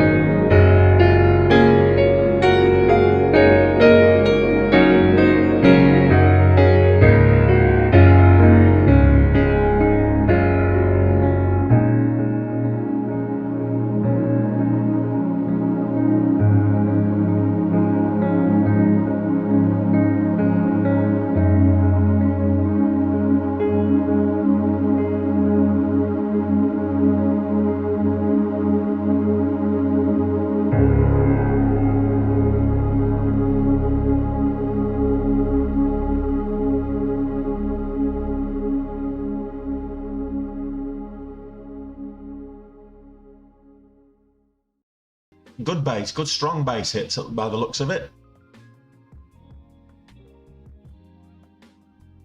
You can get $500 a trade. You only need 10 trades.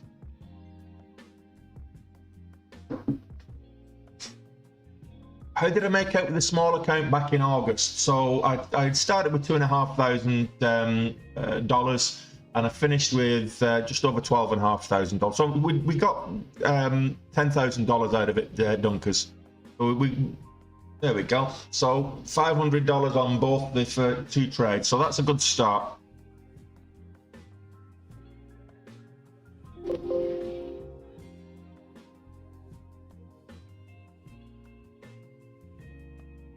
So Synchrony Financial moving up big. What do I mean by breaking out in small caps? So low cap stocks are the smaller companies. You've got the high cap stocks that are moving up. Then you've got the small caps. Now, so if you look at the IWM, which is the iShares Russell 2000 Index. The Russell 2000 Index is a collection of lower float stocks on the New York Stock Exchange, lower cap stocks, and this is moving. It's a low float market, if you will. So if we're seeing larger cap stocks moving, it would be nicer for some of the low cap stocks to move because you get more volatility with them. Whereas AMD might move 4 or 5% and we'll get $500 on it. We'll get an M phase or something, or move 20, 30%, and we'll get $5,000-$10,000 on it. You know, so IWM is an ETF. It's the Russell 2000 ETF. Tracks the Russell 2000. So let's have a look at AMD pulling back pretty much as we got out there. So let that consolidate. What did pin do? So it went up a little bit higher from where we got out, but pulled back, so that's fine. We're getting the S&P 500 pulling back a little bit as well. So that's why those larger cap stocks mid and large cap stocks tend to follow the market. So as soon as the S&P started to retrace and consolidate a little bit after the initial move up, that's why they're doing exactly the same. So we're a little over $1,000 in the first 10 minutes. That's not bad, is it?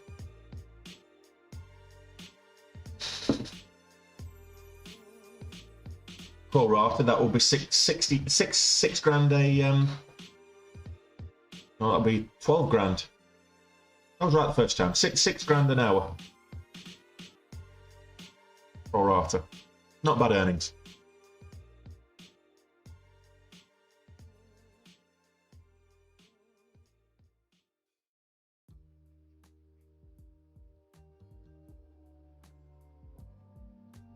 Still got a way to go to get to gold today.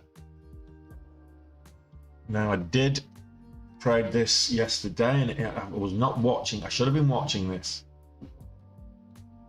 So this is Vaxcyte had good clinical trial results yesterday. So this is a potential continuation from yesterday. And I did say that the bell would potentially could get a continuation. The volumes come in. This is a lower float stock than what we've just been trading. Other moves. Let's have a look at the spreads. 17-cent spreads. The liquidity won't be as high on this. So just be wary of the spreads. It might be worthwhile just looking at some of the other ones like Nvidia or something, high cap stocks, but spreads are not.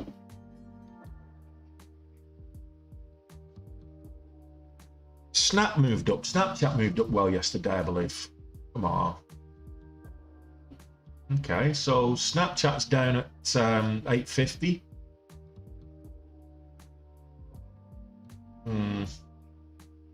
Got rejected at 860. What you don't want for this to happen is get rejected at 860 again, because then you've got the whole double top scenario, which is bearish. So you've got 7 cents to 860. So I'm not going to trade Snapchat just yet.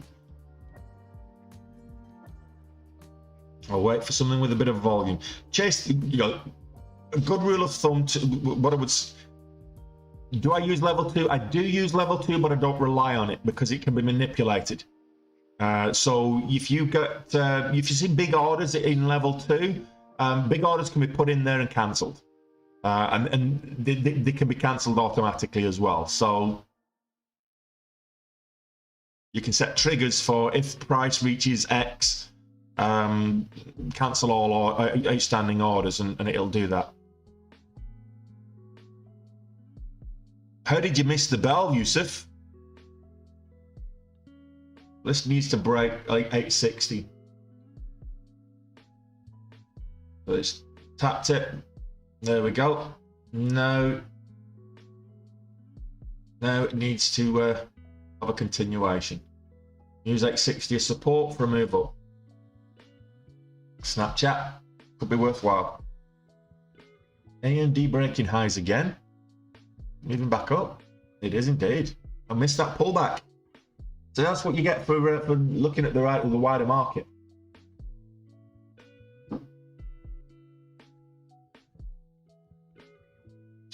Oh, stop. Had to work. Just tell them Tony's streaming. You have to watch the stream.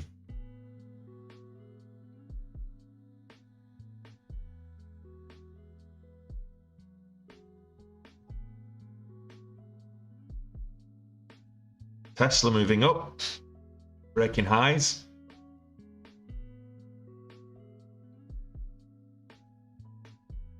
Tesla up at 215s now.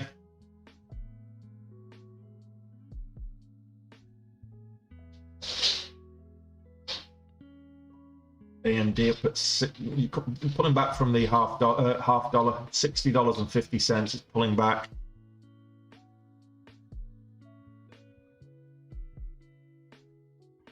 Trying to find someone with a bit of volume that's. Look, if I have to trade the mid and high caps just to make ends meet, that's what I'll do. But I prefer trading the more volatile, lower float, lower cap stocks. But when you've got volatility in the high cap stocks as we have today, then there's no harm in taking a position with them.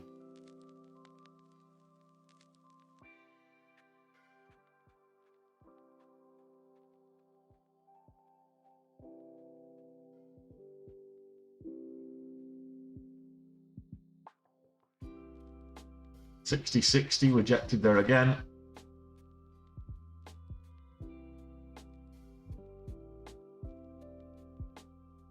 Looking for the higher time frame breakout as opposed to getting faked out on the 1 minute. Yeah, it will be breaking highs with the rest of the market. But let's have a look at GameStop. So it's up at $25. What about AMC? That following suit? Yeah, AMC's up there at $7, so $8, whatever. That's $6.50. Baby. That's not great. Bit choppy, even though it's moving up. So we've got some good movement now. Some good volatility in the market. So let's see where the volume is. Neo. Breaking highs. Oh, and I like that pattern as well.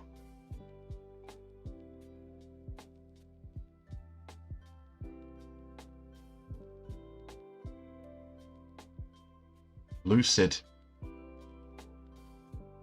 Lucid breaking. Oh, some good movement here.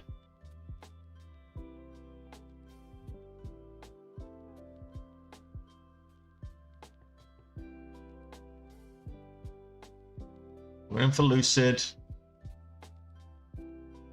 I see it break, test the $0.75.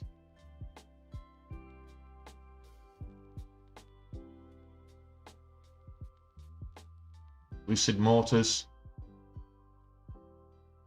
This is just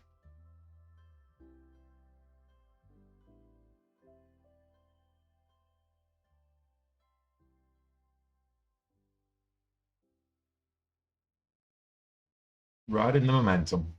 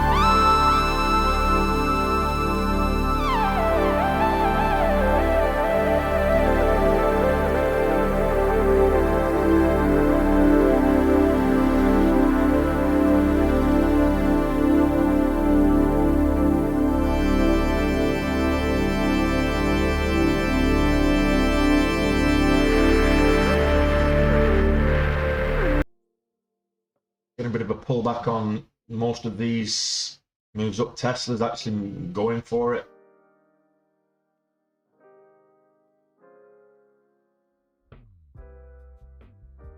Next, Pang.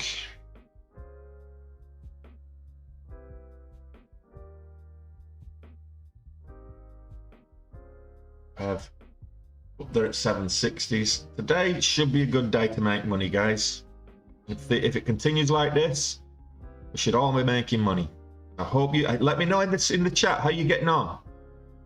Are you green yet? Have you made any gains yet? Yeah, I'm only $1,000 up, but I'm kind of excited for if this continues.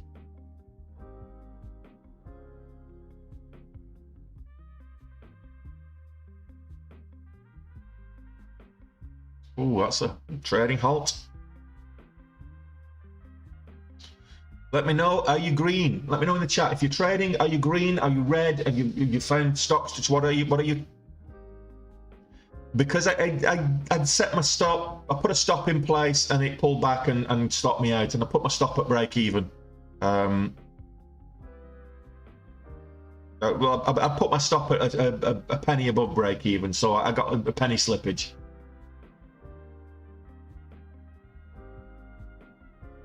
I was actually looking for the 10-cent move before I blocked in any gains, but didn't quite get that high flip jug. But when it pulled back, and it stopped me out. That's good, Edge. Yeah, absolutely. I'm glad I gave mine up. So when does this resume? This resumes at the top of the hour, so we've got 54. We've got plenty of time before that resumes. What else is moving up? Neo.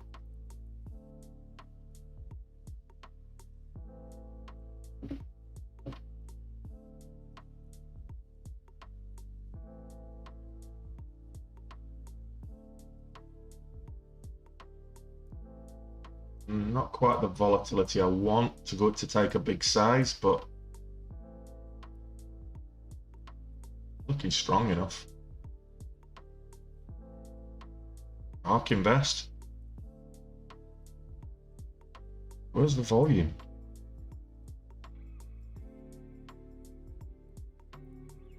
Yeah, it just went sideways. We're getting a bit of a pullback in line with the S&P 5. The S&P 500 tends to dictate the way that the wider market tends to dictate the way a lot of stocks will trade, because they will follow the pattern of the market. The market can very often be a leader, but in some cases it's some of them. If you look at a Microsoft on earnings day, I mean, we've got earnings today for Microsoft. Let's have a look at that. Microsoft is after hours, the earnings. So Microsoft here with a head and shoulders, inverse head and shoulders type setup. One shoulder, one head, one shoulder. So this could be good if it gets above new highs on the day. So new highs will be, the current high of day is 248.50.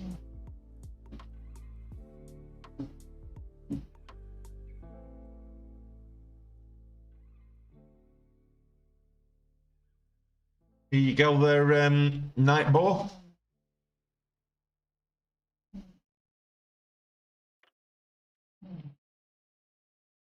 So this is Polestar Automotive up at 470.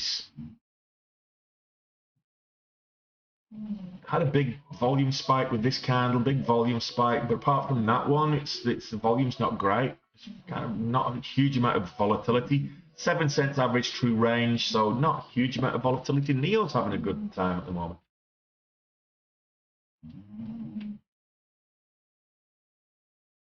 Snapchat's just going ballistic, isn't it? Make a new high. I'll just take a position. 885.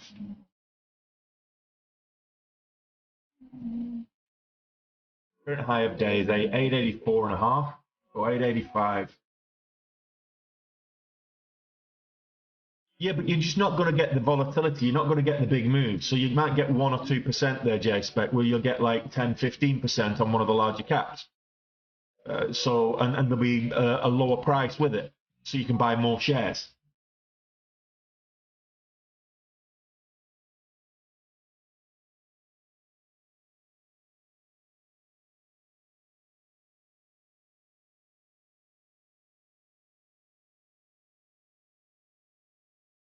So the overall market is breaking highs again. SPY making new highs.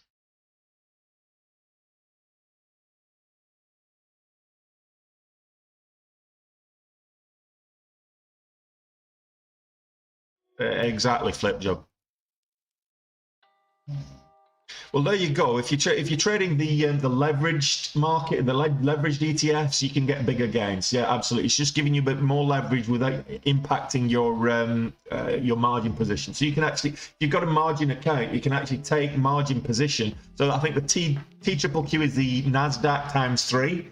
It's 3x Nasdaq. So if you get 1% on the Nasdaq, you'll get 3% on the TQQQ or whatever.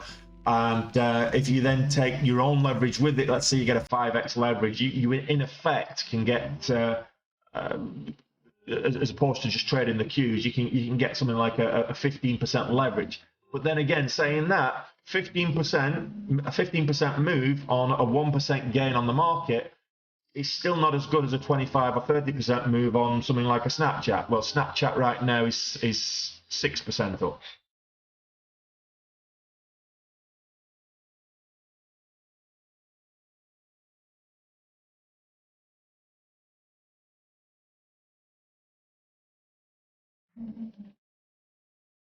If you want to take it, just go onto FinViz and go to the maps, flip jug. Go onto FinViz and you'll see a tab that says maps. Go into the maps and then look at the ETF section. Exchange traded funds, okay? And if you go into the ETF section, it tells you all the ETFs, and if you just hover over each one, it tells you which ones are leveraged, which ones are just normal, what they're actually based on, and you can trade. And from an investing point of view, ETFs are a great way to go because you've got your diversification in the ETF by default. So Tilray, let's have a look at Tilray for you. Tilray is moving up at 350s. It's looking strong. It's already breaking highs up there at 350s. We've got some resistance on the daily at this level, 353. If it breaks over 353, which we're finding it's been rejected at already, current high of day is 352.5. So we've got resistance at 353 from September and earlier this month. So Tilray needs to get over that 353 level. Longs are strong today, absolutely, Scott. It's a good day for going long.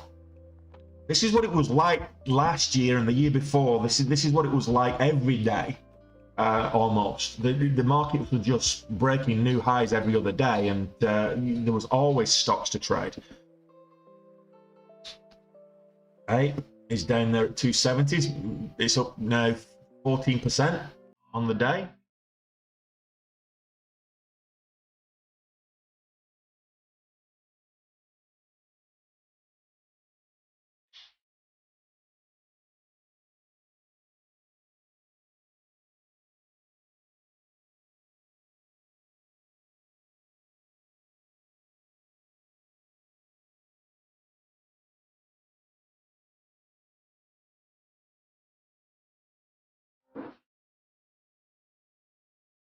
AMV, Atlas Motor Vehicles. So you wouldn't have got that move because there's just no volume up until then.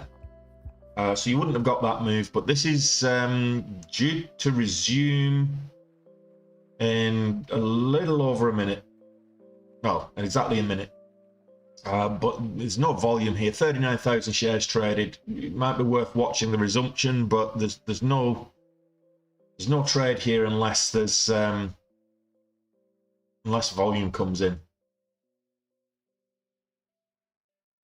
And I don't think, knowing full well about this stock and how it's traded over the last month, it was an IPO back in September. How this is traded, it's not one for big volume. It's not a voluminous stock. It's not a very liquid stock. In fact, I'm just going to check. Yeah,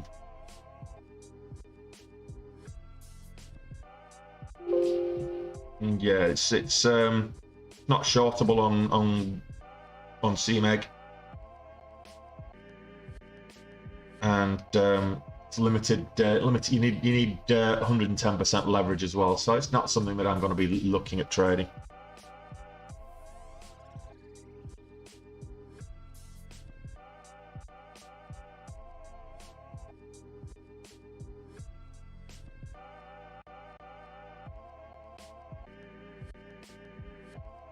AMC pulling back, pulling back.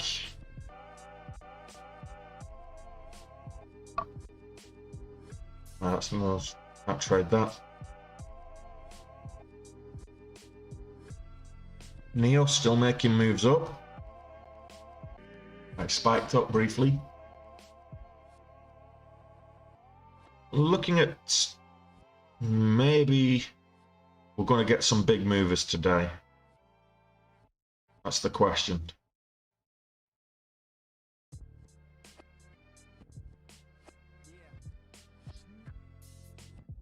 That we can take advantage of.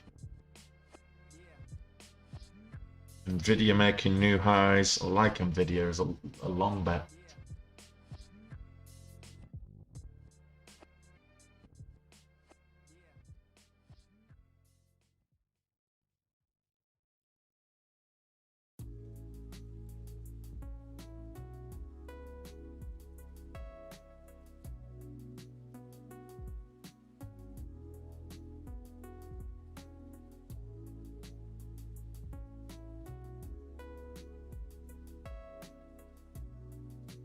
Slightly different pattern here on Nvidia to AMD, but very similar.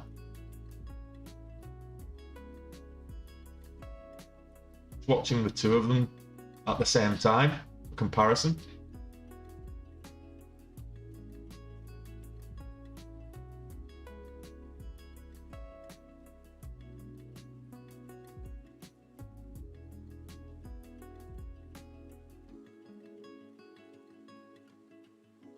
Looking for a break of the whole dollar on Nvidia.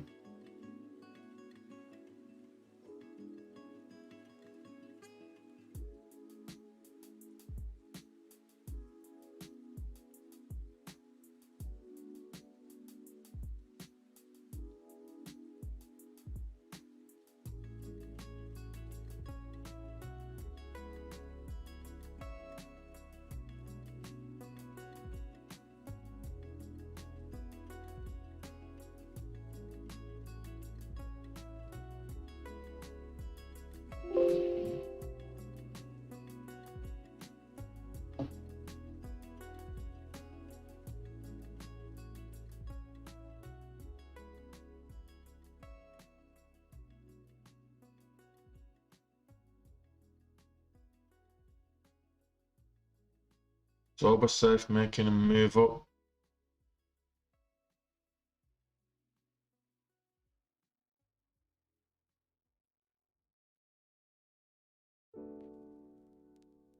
What did AMV do?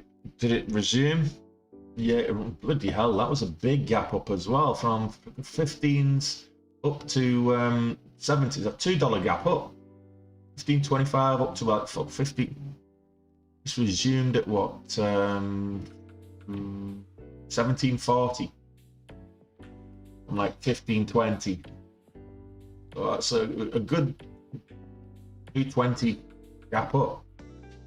Again, the volume isn't big though, it's just not great. 80,000 on that red candle.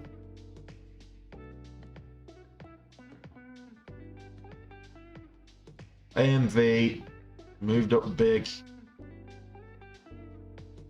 Just be careful if you're trading this. The spreads are quite substantial, like 30, 35, 40 cents.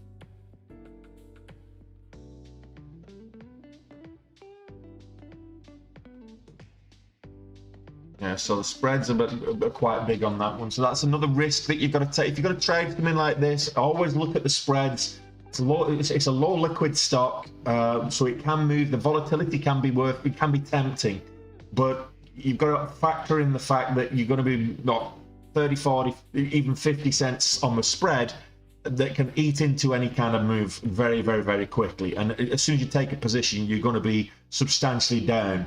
And you need to know that before you take the position, so you don't panic as soon as you get in there. And if it pulls back even further, you need to know what your limits are. So you manage your risk. In a stock like this, you have to be able to have a larger risk than you normally would do with a regular $17 stock, because the spreads are so big.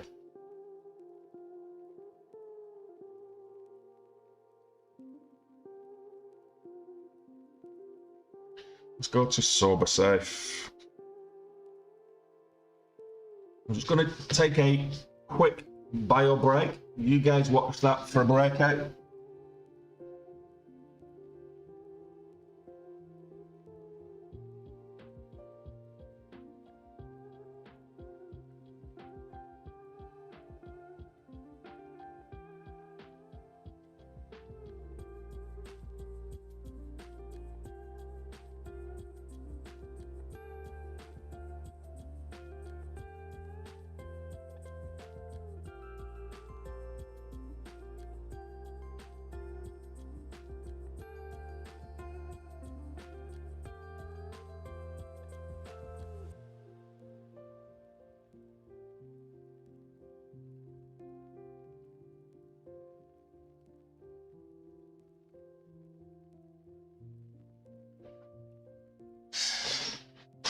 Okay, TikTok.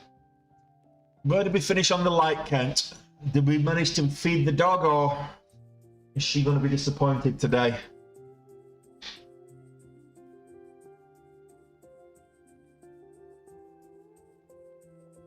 How many likes did we get on YouTube as well? The last count was 15. I think right now we're up at 19. If we can get to 30, I'll give the dog a treat.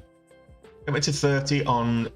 If you've not hit the thumbs up button yet on YouTube, do that, and then I can feed the dog a little treat.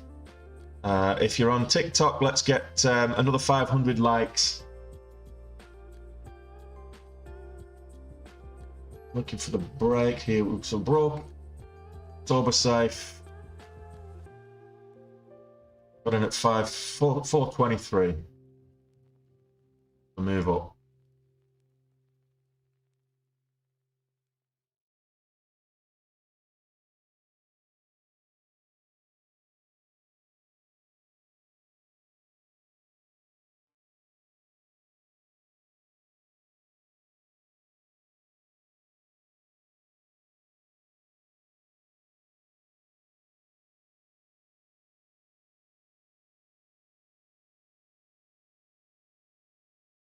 Right at $4. Giving it 23 cents, which is more than I really should do, but look for the move up and I ended up with devil horns.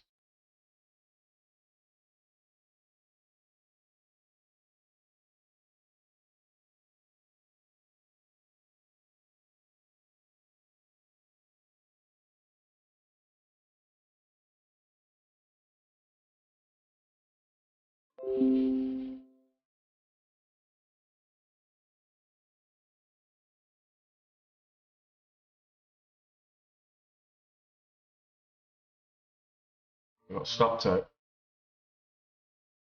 Bang on $4. Okay, that's the first loss of the day. So we're still 500 up. Neo doesn't seem to be. What did Lucid do? Carried on. Neo, I want to see where that's going. Looking.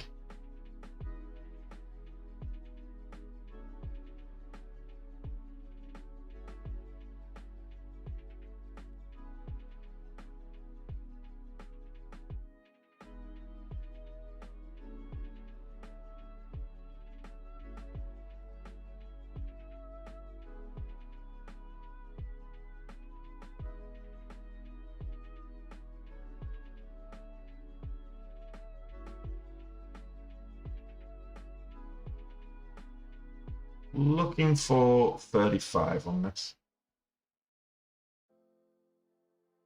I should have really got 30, but I'll take some off at 30.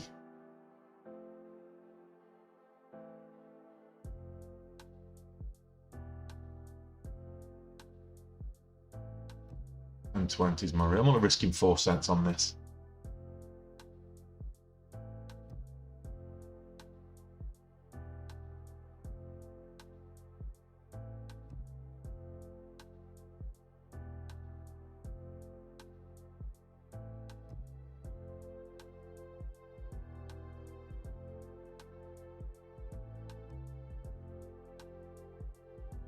No, I'm not risking anything.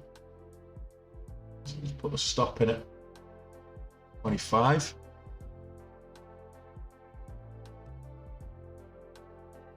$26. Just in case of any flush.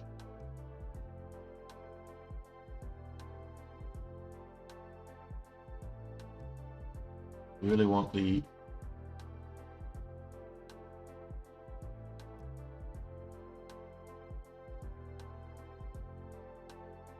looking for 35. Well, we got stopped out, so we made $100 on Neo. Still think this is going to move up. Take a position if it breaks highs again.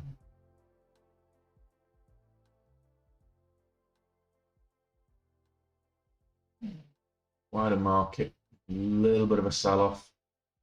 Going back. S&P 500, the Nasdaq. Yeah. Consolidation right now. Let's see what happens. Neo breaking highs again.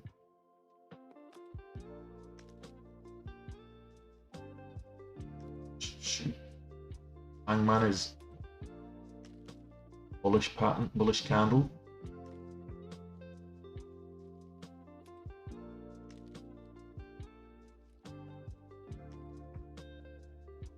Ready to.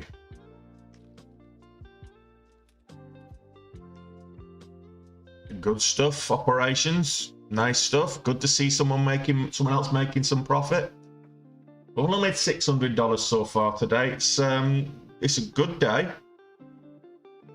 but the gains are slow and steady, and that's okay. We just spend a little bit longer trading and make them up.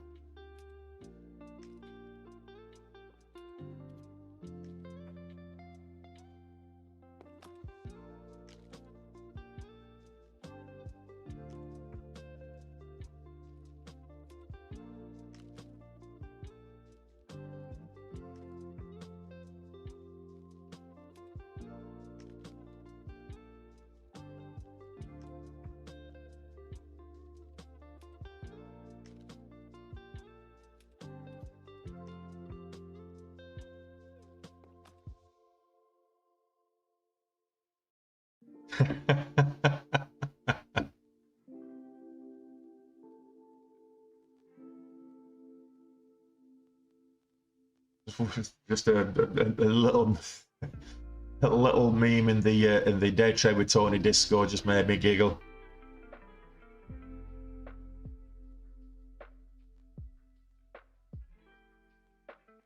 Yeah, Upstart can be interesting. Upstart's there at $22.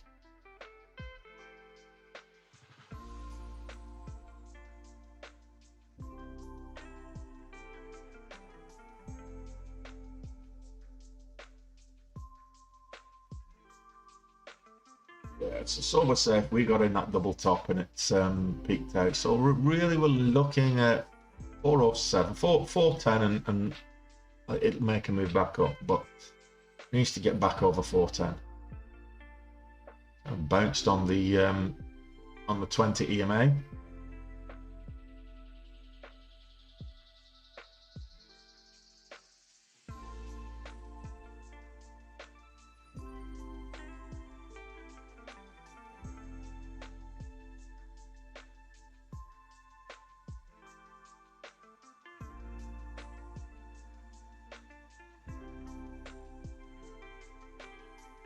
These are terrible charts. They're just getting little price spikes, but there's no volume in there. There's no trades going on.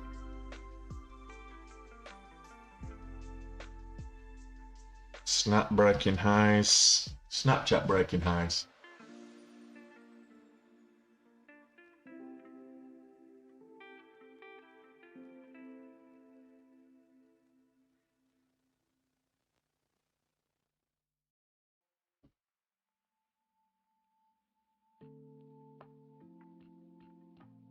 Can Snapchat get over $9 today? That's the question. Sold off hard last week.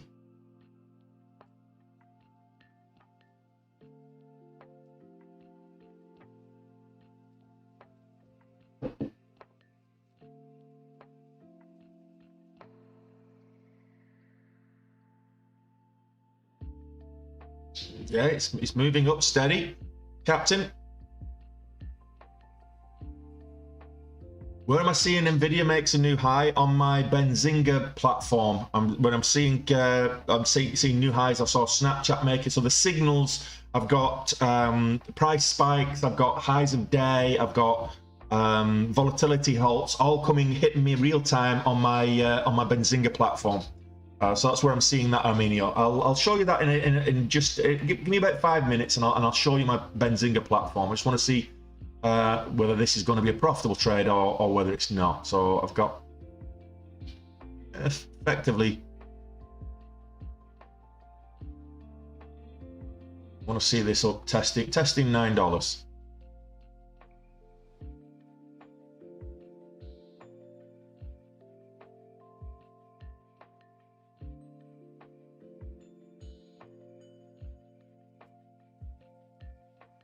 Currently 3 cents down on the share.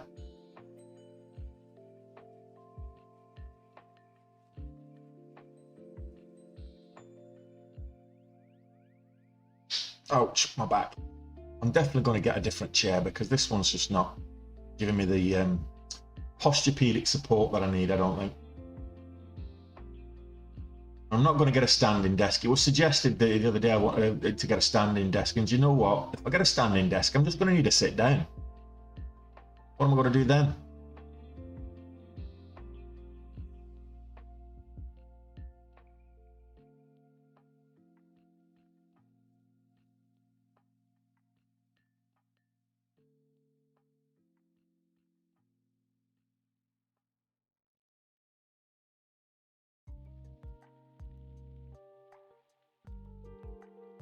Let's see the S&P 500 move back up again. That test 383.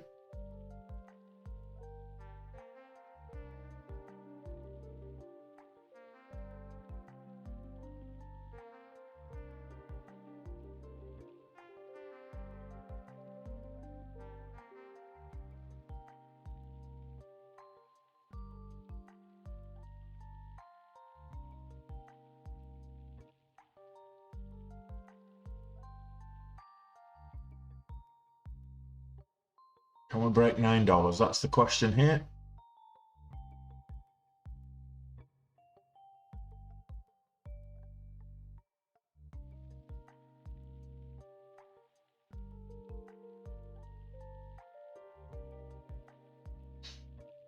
Looks like we're getting rejected at 9. I figured that might be the case. So I'm just going to get out of it. Break 890. I'm just giving it 4 cents here. It's just $400, but I'm risking. Very tight risk.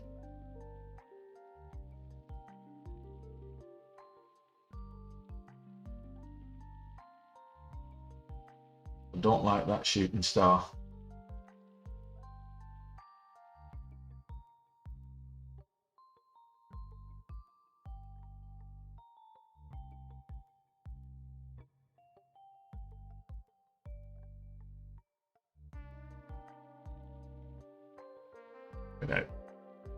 Okay, so we're still in the green, just barely.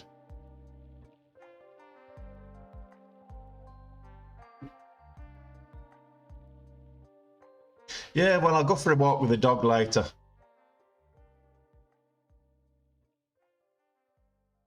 Yeah, well, I didn't think Weber was going to move up. I'll come back to Snapchat a little bit later. That's the second. We're still in the green at the moment, but need some volatility. I think we might get that with Houdini. No. Weber. Oh no, this is good. This is looking nice. 725. Be of interest. High of this candle, 723. So yeah, 725 is of interest.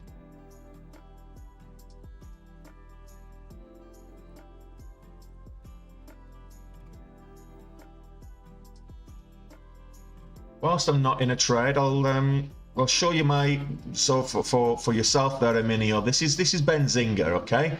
Let me just show you Benzinga. For those of you on TikTok, this here is how I've got my Benzinga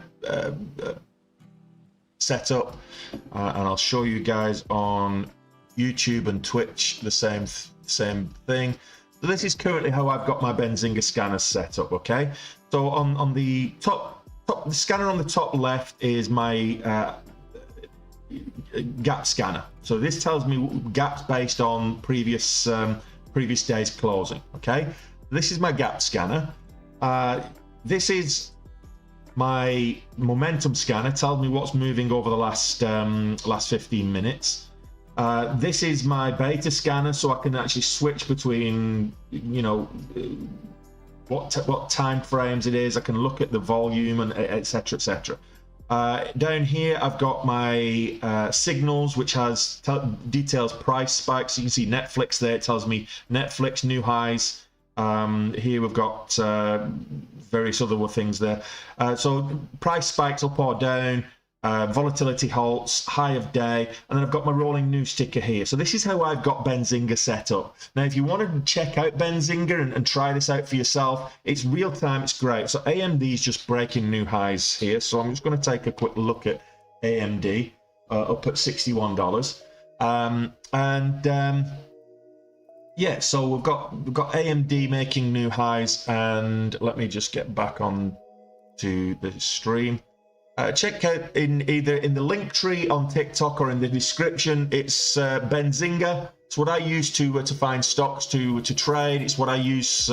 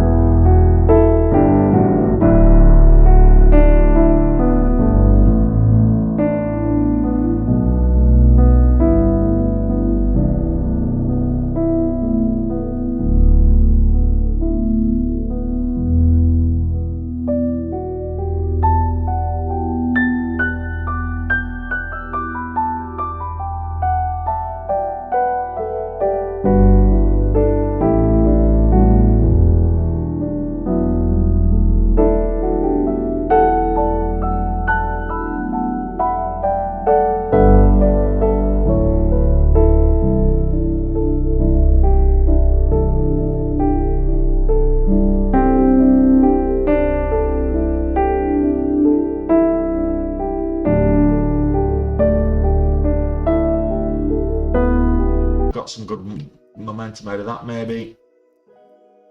The range on that is just horrible. The spreads are horrible. At the moment it's 10 cents, but I saw it was like 35 cents earlier in the day. So that's something you've got to factor in as well.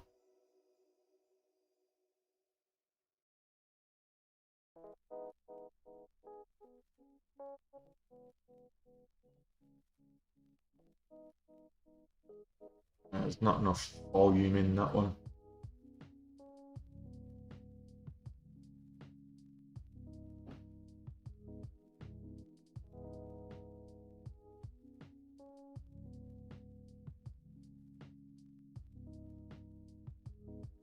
How much do I pay for Benzinga? Well, I pay a lot less than most people because I'm a partner with them. But that being said, there's if you check that link in my description, there is you get 14 days free first and foremost. So check it out for 14 days for free. You don't even need a credit card or anything. Just check it out for free. And if you like it, in that link in the description, there's also a discount code that can get you 35% off. Now, it depends if you're going in for what period you're going. If you're going to go month to month, it's more expensive than if you go quarterly or annually. I go in annually, obviously, and well, I don't know why I say obviously. It might not be obvious to some people, but I go in annually, and I get a sizable discount by being a partner with them. Full disclosure, if you go via that link and you do sign up and you take that discount code, I will get a kickback as well, so you'll be helping me out. But what I would say is that you're getting a better price, and I'm getting a kickback, and they're getting a new customer, so everybody wins. But yeah, Benzinga's fantastic. I swear by it. Just try it out for 2 weeks for free, and let me know what you think. Come back on in a few days' time and let me know. Tell me that you don't like it. Tell me that you don't think it's a great tool. Just play around with it. Well, we're coming to the bottom of the hour, which is normally where I finish. But I'm going to continue trading for a little while, even though the stream isn't going to be there. So what I will do is I will continue to record the trades that I'm taking. I'll record the trades that I'm taking. I'll do an end of day recap as I normally do. I might come back to power. Let me know. Actually, we'll do a quick poll now. We've got 5 minutes before the end. If there's enough interest, I'll come back and do a power hour stream later today. So let me know in the chat. Just comment power hour if you want me to come back and do a power hour stream for the last hour of the market later. And if there's enough interest, I'll come back and do a power hour stream.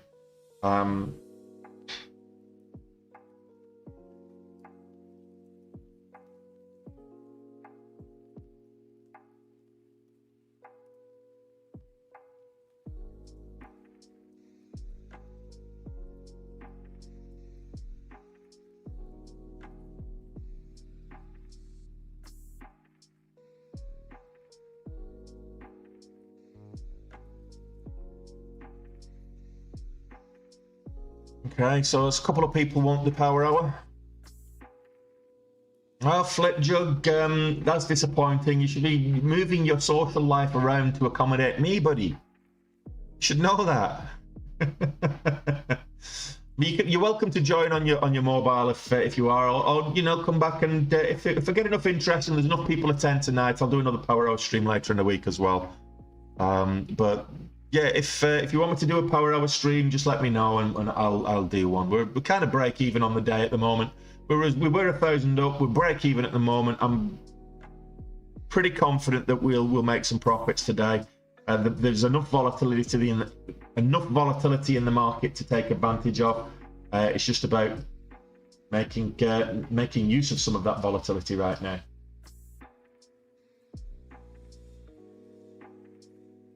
Okay, well, what I'll do is I'll continue trading. I'll finish up the stream now. Going back to, again, what I'll do here is, for those of you unaware,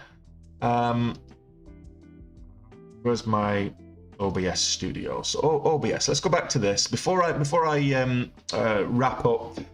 So if you go into so those of you wondering what I'm talking about with the links, this is my link tree. Now, these links are the same links that are listed in the description on YouTube. So the advantage of going to my link tree, which is Linktree TikTok Trader, the advantage of going to my link tree, you can email me directly. You've got my socials up here, my Twitch, my YouTube, my TikTok, etc., Instagram, Twitter. You've got all the socials. You can reach out to me directly there. If you want to learn to trade, you want to join the Day Trade with Tony community, you want to get access to the private Day Trade with Tony Discord, that's the first link. Check that out. Talking about Benzinga, it's the second link. As I mentioned, 14 days for free. This is an affiliate link, so I will get a kickback if you do end up buying it and using this discount code, which will get you 35% off regardless of which time frame you subscribe into, whether it be monthly, quarterly, or annually. TraderView. So TraderView is the journal I use. So I've imported my trades from yesterday, and we break even at the moment, so it doesn't make any difference. This is pretty much where we are on the month. 42k, just under 42k on the month. Not having a great October, but there's time for that to change. On the year, we're still on target. Check out this. If you're not logging your trades and analyzing them on a daily basis, then you really should do, even if it's on an Excel spreadsheet. And this is TraderView. Check that out. TradingView. I like TradingView. If you're wanting to learn how to trade, first stop, first port of call, get over to tradingview.com. Follow this link. Get over to tradingview.com. It's a free tool that you can use. It's one of the best charting tools that you can use out there, and you can start there, learn how to read the charts, spotting support, resistance areas, play around with some of the indicators, etc. And that's TradingView. People asking me what platform I use. Dash Trader is the platform. Now it's branded under Traders Elite because that's the OEM version that comes from my broker, but it's Dash Trader. Okay, and that's it. So check out the link tree, check out the links in the description there, if you will, and hopefully I will see you later for Power Hour. If I don't see you for Power Hour, then I will see you tomorrow, 90 minutes before the market opens. And I'll be back at it tomorrow, as I always am, for 90 minutes of pre-market trading plus the first hour of the open market. So in the meantime, enjoy the rest of your day. I'm going to stop the stream now, and I will take the dog for